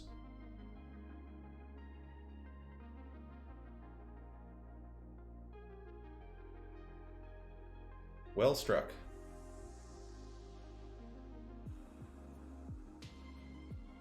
I could just let them take their turn, but if they're gonna burn my time, I'll... yeah. Alright.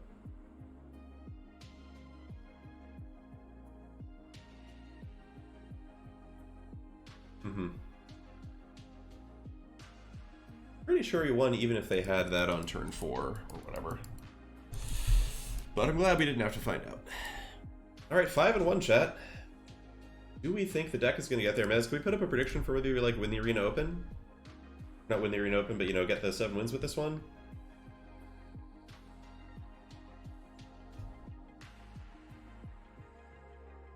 Mez or another admin? Thank you, Mez. Thank you.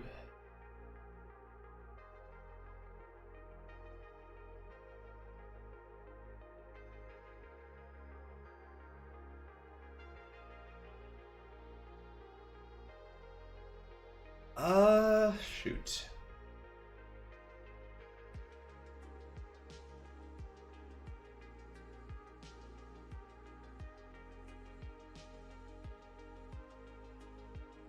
I think it's keep. We have Rankle, which is good at like making use of extra cards. We have all of our colors, even if not in exactly the right amounts. I wish the Sorin was a Karn right now, though, Jofu. I'm telling ya. I do wish the Sorin were a Karn. Alright, do I feel a need to kill Grim Lavamancer? Not yet. I want to be pretty careful with how I prioritize removal spells. I will Inquisition now. Again, don't really care about the Grim Lavamancer very much.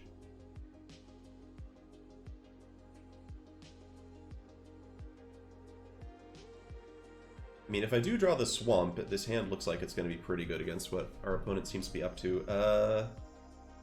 Alright, this just dies to push. Strangle doesn't do anything. Big Bone Crusher Giant. Good to know about that Mana Tithe, too. This is not yet the final boss. But the final boss approaches. The thing about Mana Tithe is that it's a very easy card for them to discard a Kolaghan's Command, so I'll try to keep that in mind. They are just going to adversary me. Sure. Kaya is also scary. They haven't shown a black source yet, but Kaya is not an easy card for me to handle.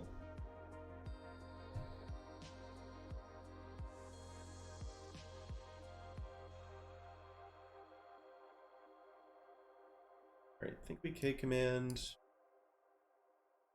Damage. They're going to get to discard the Mana Tithe, but I think that's fine. Basically, if I can get it so I Fatal Push their Grim Lavamancer end of turn, and leave them with an empty board against Sorin, then I don't have to be afraid of Kaya anymore, which is great.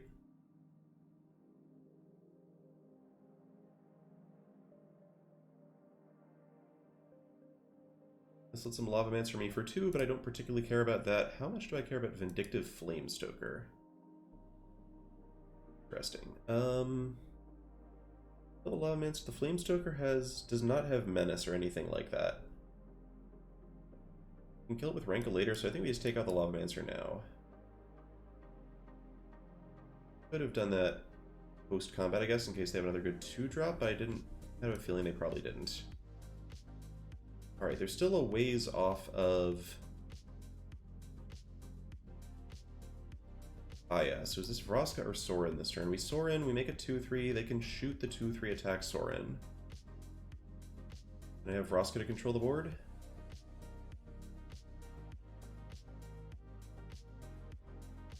Yeah, the Flamestoker just isn't that strong. I guess I also have the option to Sorin just plus Sorin. What if it was plus Sorin, actually? Do I care about Rankle? Do this. Sure.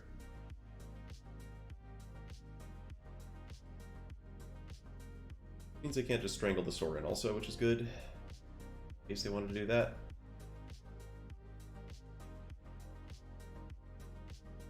Loving Llanowar Visionary. That's plus again. I think we're at a safe enough life total that we're just down to plus. Definitely reveal Strangle. Hello. Do I strangle the Flamestoker? We can strangle the Flamestoker, drop Vraska. I think I'd rather go like Llanowar Visionary plus Guardian Idol this turn. If we draw the land, we can do all three of those things. Emrakul. Alright.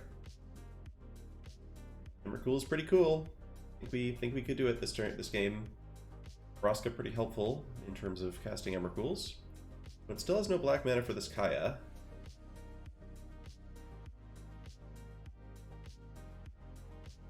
Worth knowing that Guardian Idol gives me a safe way to get rid of the Vindictive Flamestoker with Rankle. But we can also just play Garruk, at which point this kind of just gets completely out of hand for them.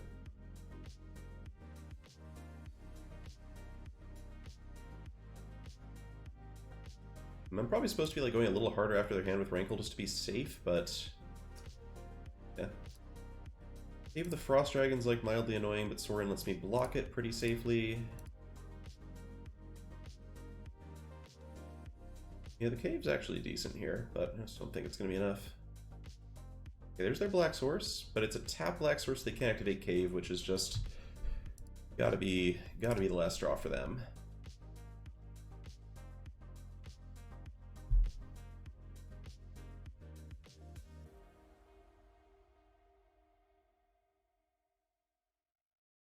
And this is the Super Friends. Yeah, this is what Super Friends is supposed to be doing. I think this is activate. Garruk Plus is here. What's the best minus we get? We get Crucius off the minus, which does help us cast Emrakul faster. We'd have to sack this 2-3 or the Guardian Idol. Yeah, we've really... Garruk has been put through a lot in these games. No doubt about it.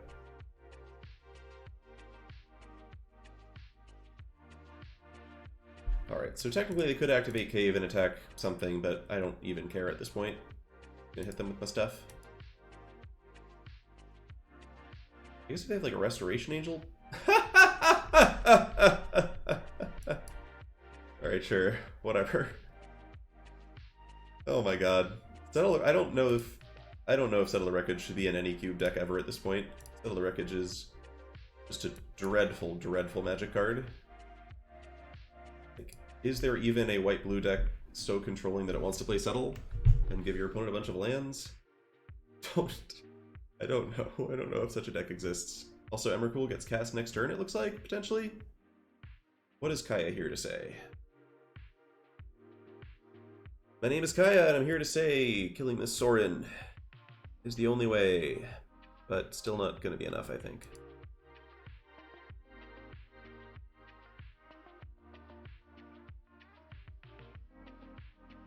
Alright, yes, 9 mana. Guess we'll just do the thing. It's not even, like, particularly compelling here, but just so we can cast Emrakul as many times as possible. We have yet to do the K command Emrakul thing, which could be pretty fun. I guess Kaya actually gets to... Dude, Kaya actually gets to exile Emrakul if I don't attack her here, so it's, like, not that cool. Oh, never mind. Do I cycle this for them? I mean, I play it as a land, actually. There we go. Why would I be so nice? Alright, so it's a pretty modest play and all, but we still have a 13-13 player here. Kaya can put a counter on Emrakul. Oh no, chat, I punted. I should have put the Kaya counter on Emrakul. That would have been so funny, but oh well. It's getting late, chat. It's getting late. We just gotta win. We just gotta win quick with our 13-13 trampler. Also, let's just go ahead and put Emrakul on the fucking deck box, shall we?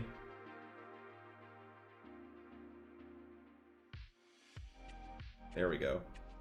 Do I have Emrakul sleeves? Maybe I have some Emrakul. I mean, that might be like a little bit saying too much. Do I have like some other kind of sleeve that feels Emrakul-y?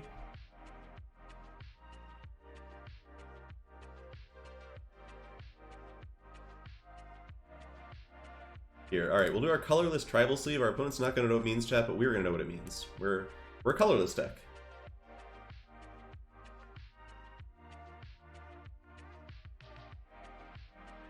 Ugh. Ooh, Zendikar theme also. I think Zendikar and Ugin theme are both kind of like both playing an Emrakul story pretty well here. I'm satisfied with our choice, but many good choices. All right, gotta win two. I still don't think this deck's amazing, but we're not playing against like incredibly high caliber decks for the most part. All right, we'll keep for Kolaghan's Command on the play here. Do I play the Canyon Slough first? I think with Vraska here as basically a land cycler, I'm happy enough just... Actually, I might just cycle the Canyon Slough in turn 2 if I draw another lands. Let's start Blood Crypt. I only need to win one. Sorry, we need to win one of 2 games. Is what I didn't say but was hearing in my head. Alright, you got some kind of Kolaghan's Command killable thing for me here? Nope. Explore. That's ominous. Opponent's on the play, chat. Opponent is confirmed on the play. Emrakul costs 12.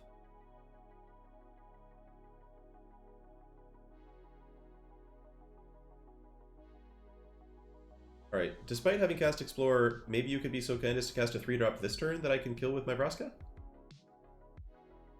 Would you, perchance, be so kind? Oh, why thank you. Oh, crap. Wait, this is a passive ability? I did not even know this was a passive ability, chat. I thought you had to actually...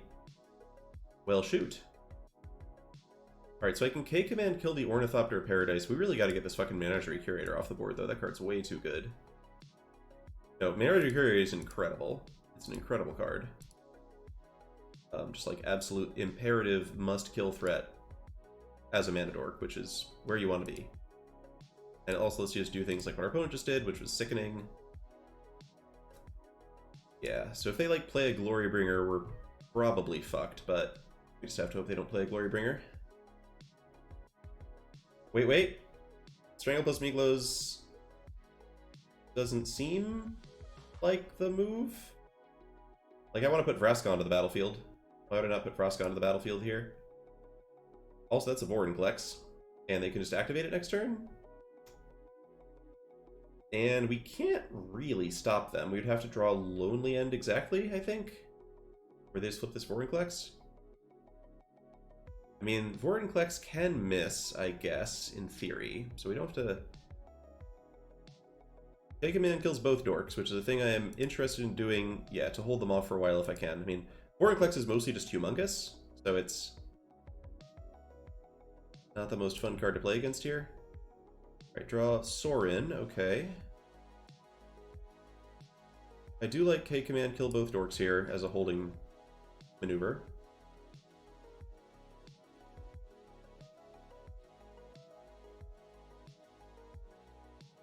Oh yeah, Niglos kills Vorinclex flip. That's right, okay. Not so bad then.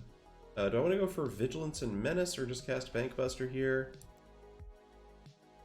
Probably gotta be Bankbuster. This Vorinclex is gonna be a problem, but... There's also Hold Miglos up as a blocker and you can make it into a 6/6 and stuff, but that just seems incredibly dependent on our opponent having no spells that affect the board. I don't actually know what our winning strategy is. Like, as I've been saying the whole draft, the fact that we can't kill a creature with 4 toughness very easily is a huge problem for us. Like the red-green monsters deck is our nightmare. We will fight on. Emrakul costs 10. Oh, crap. Oh, no. Oh, no. Alright. Oh, no. Oh, no. Yeah, attack with Meaglows and hold up the mana was actually probably right there. I don't think we're beating this Oracle, though. Yeah, no, that was correct, though. We can pump me for that. I don't think that was worth it. Yeah, they're gonna play Nissa and kill us, and we're just so far from casting Emrakul that there is no coming back from this at all.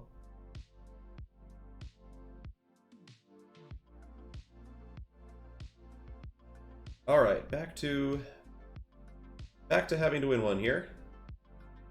Let's not fight the red-green monsters deck again. By the way, chat, if any of you are still playing the Arena Open, or we're gonna do your runs later, and you are just looking for a deck to force, red-green monsters is a very good deck to force, I think. Wouldn't advise forcing in general, but a lot of the cards in the cube all are, you know, after this was, you know, red-green monsters was not so much a deck in some of the past cubes, but they've just added enough monsters that it's pretty darn good. As you can see, I guess you can see me draft the deck if you type !cube vid into chat. Yeah, turn 3 Rankle with Retrofitter Foundry, powering it? That's an interesting option. Do think it's proper to start with Canyon Slough here. We're not going to be activating Foundry on turn 2 regardless. That's a Spirit Giver of Runes. Alright. That means, I think... Oh man, that's tough. I guess we can always strangle it, so I should just play Guardian Idol this turn. Yeah. If they play like a Selfless Savior, I'm going to be annoyed, but whatever. And yeah, Retrofitter Foundry plus Yawgmoth, probably pretty good against this stuff.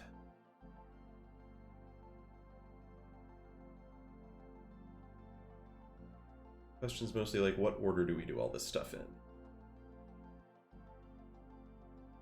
Like, I'm kind of thinking this should just be Foundry into plus Strangle Giver this turn. That way I have a creature up for Yawgmoth, I have a creature up for Rankle.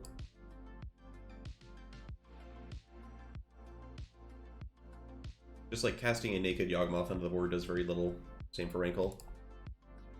And if they want to trade the dog for a token, I'm incredibly interested in that, because Rankle rewards the dog being gone. On the other hand, it's true that Yawgmoth could have turned that token into kill the Spirited Companion, draw a card. That's probably a bad play then. It's tough, because I'm more likely to play Rankle next turn, but... So we've got... This just feels like it's Rankle and everybody draw a card here. Already got way too many cards in hand.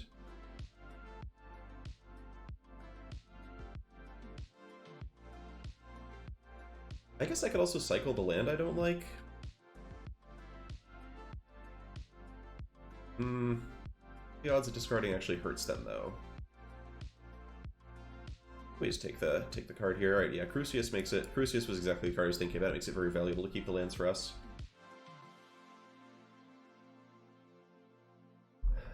Yeah, we definitely with the opponent's 7 cards, we want them more than that. Lion Sash! That card. Okay, Lion Sash plus Seal Away makes more sense. They're going to be really sad about this Yawgmoth, but... Okay. Emrakul costs 12, chat. Emrakul costs 12. Also, Vrosk getting this Rankle back later is going to be nice.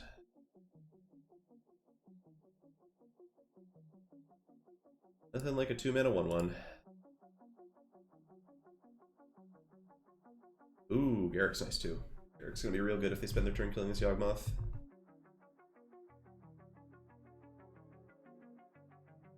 They do have 6 cards in hand. They got a lot of stuff going on.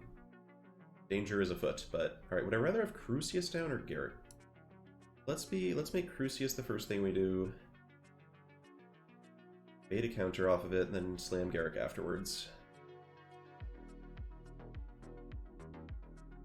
Okay, now the question is, do I slam Garruk or do I just use the Foundry? If I attack with Yawgmoth, it gets eaten by, like, Avacyn. Or at least forces me to make an emergency retrofitter token. We already used Seal Away. I guess they could also have Settle, which would be very funny. Yeah, but I kind of want to make a token this turn anyway, so I can discard the Land of Crucius. Let's just attack. They have Avacyn. It is what it is.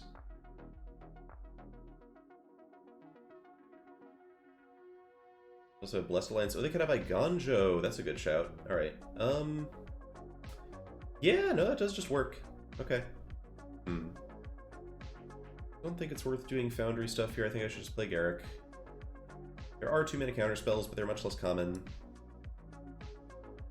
than the 3-mana and 4-mana ones, so this was a good chance to get Garruk down.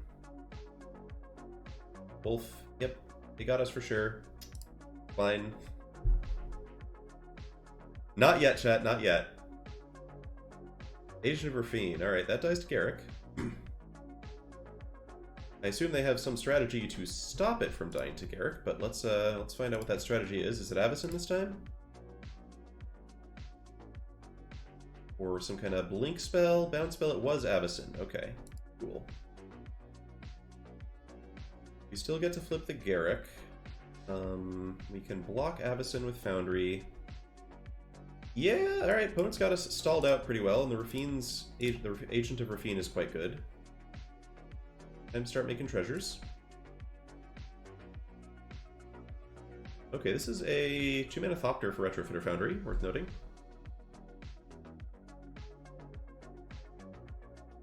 Have fun with my cards. We are 2 mana off of Emrakul right now. I'm trying to think if there's anything Eric wants to search for here. I don't think so.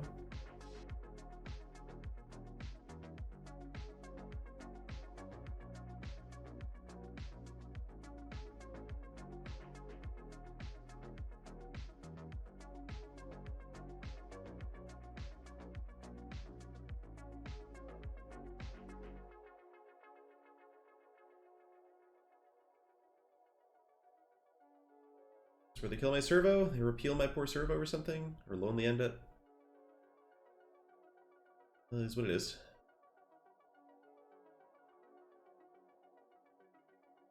Nightclub Bouncer, alright.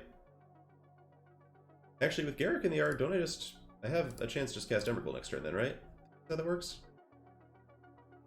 Will cost 9.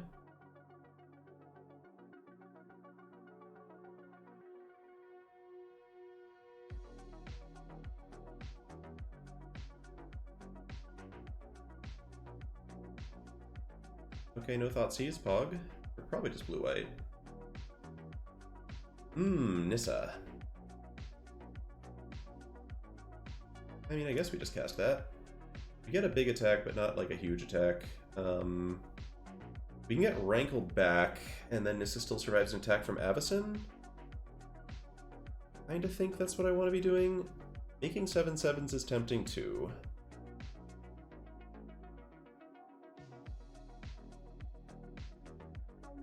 Yeah, interesting question of what to do here.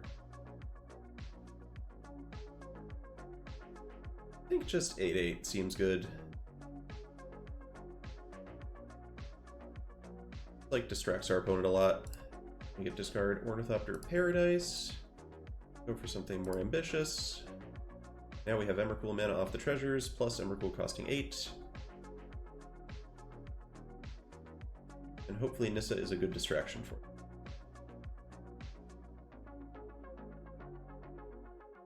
Paid life there for what? Just to use the Foundry? Like, I mean, I think I just want her to have a lot of loyalty so that she lives through an Avacyn attack and safely kills the Seal Away, and you know, our opponent could also have our Lonely End. That's another thing I'm thinking about. They've drawn 2 cards off Agent. We haven't seen Lonely End yet. Like, I think there's just like a bunch of good reasons just like stack loyalty on her. Selfless Savior. Alright, that is a good combo with Avacyn, I guess. Doesn't... Not so useful against Emrakul. Okay, this is one of the cards they have 2 cards. I think they've drawn 3 cards off me. Oh, wow. Alright, this is gonna... Someone is tapped out. And they're not gonna use the Selfless Savior Avacyn thing this turn, because that would just kill their Mikaeus. So... I like where we are at. It is problematic that I can't now use Nissa to free up Rankle very well. Why would they not attack with Avacyn? Oh, my opponent thinks these tokens have reach. I think my opponent thinks these tokens have reach. I mean, can I just kill them now? This is just 12 plus 18, 20... 12, 18, 25 points of trample damage? Plus, oh, Vraska just kills something? Like, kills Mikaeus? Okay, I think I just win. I mean, it's much more fun to play Emrakul, but it could just win also. I guess Pact of Negation? Trample does go over Indestructible, yes, that is how Trample operates.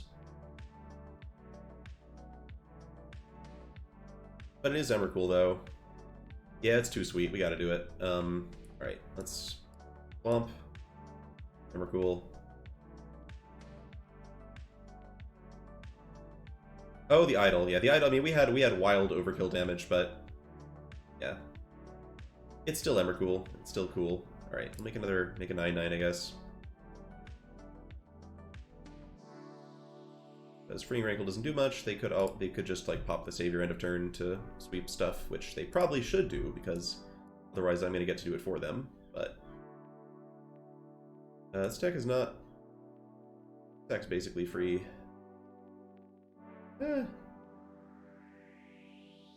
Yeah, sure.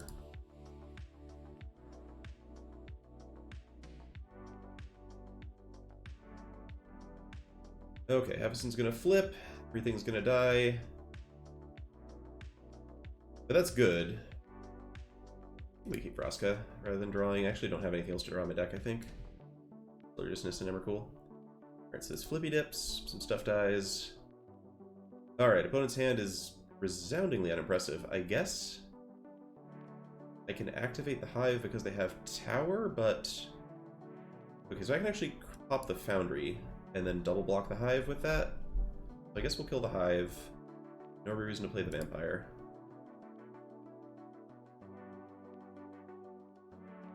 Talk this land in for them.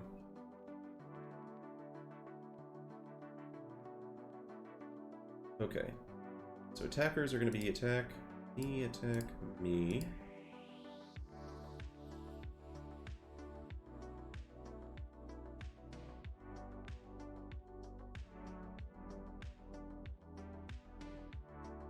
Alright, this is good. It's good to get Emrakul practice for day 2, because honestly, this card's been pretty good. I might consider drafting it in day 2 as well. Perfect. It even lines up the blocks correctly for me. That's so sweet.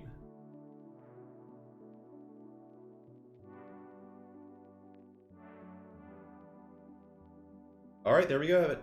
There we have it, chat. The clean 7-2. Planeswalkers, 1 Emrakul, Summer Interaction, some ramp, Yawgmoth. All comes together to make one delicious soup. Thank you, Emrakul.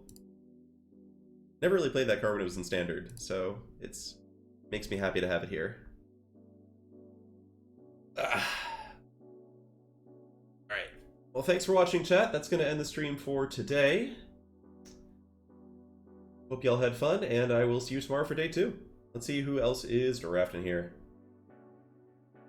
That was 7-win second try DM. We went 5-3 the first time. Yeah, I like Cord. We can read Cord. Remember when you were imagine doubting Jund, chat. Imagine we were like, yeah, we can just like hang up this deck and give up. Right. Looks like Cord is playing boring old red-white aggro, but we'll give him a raid anyway. Alright, I'm definitely going to upload this because the Emrakul draft is way too sweet. So just go to my video dashboard manager place to do that. And yeah, chat, see you tomorrow. Don't forget to follow if you want to make sure you catch the stream when it starts tomorrow. Love you all very much.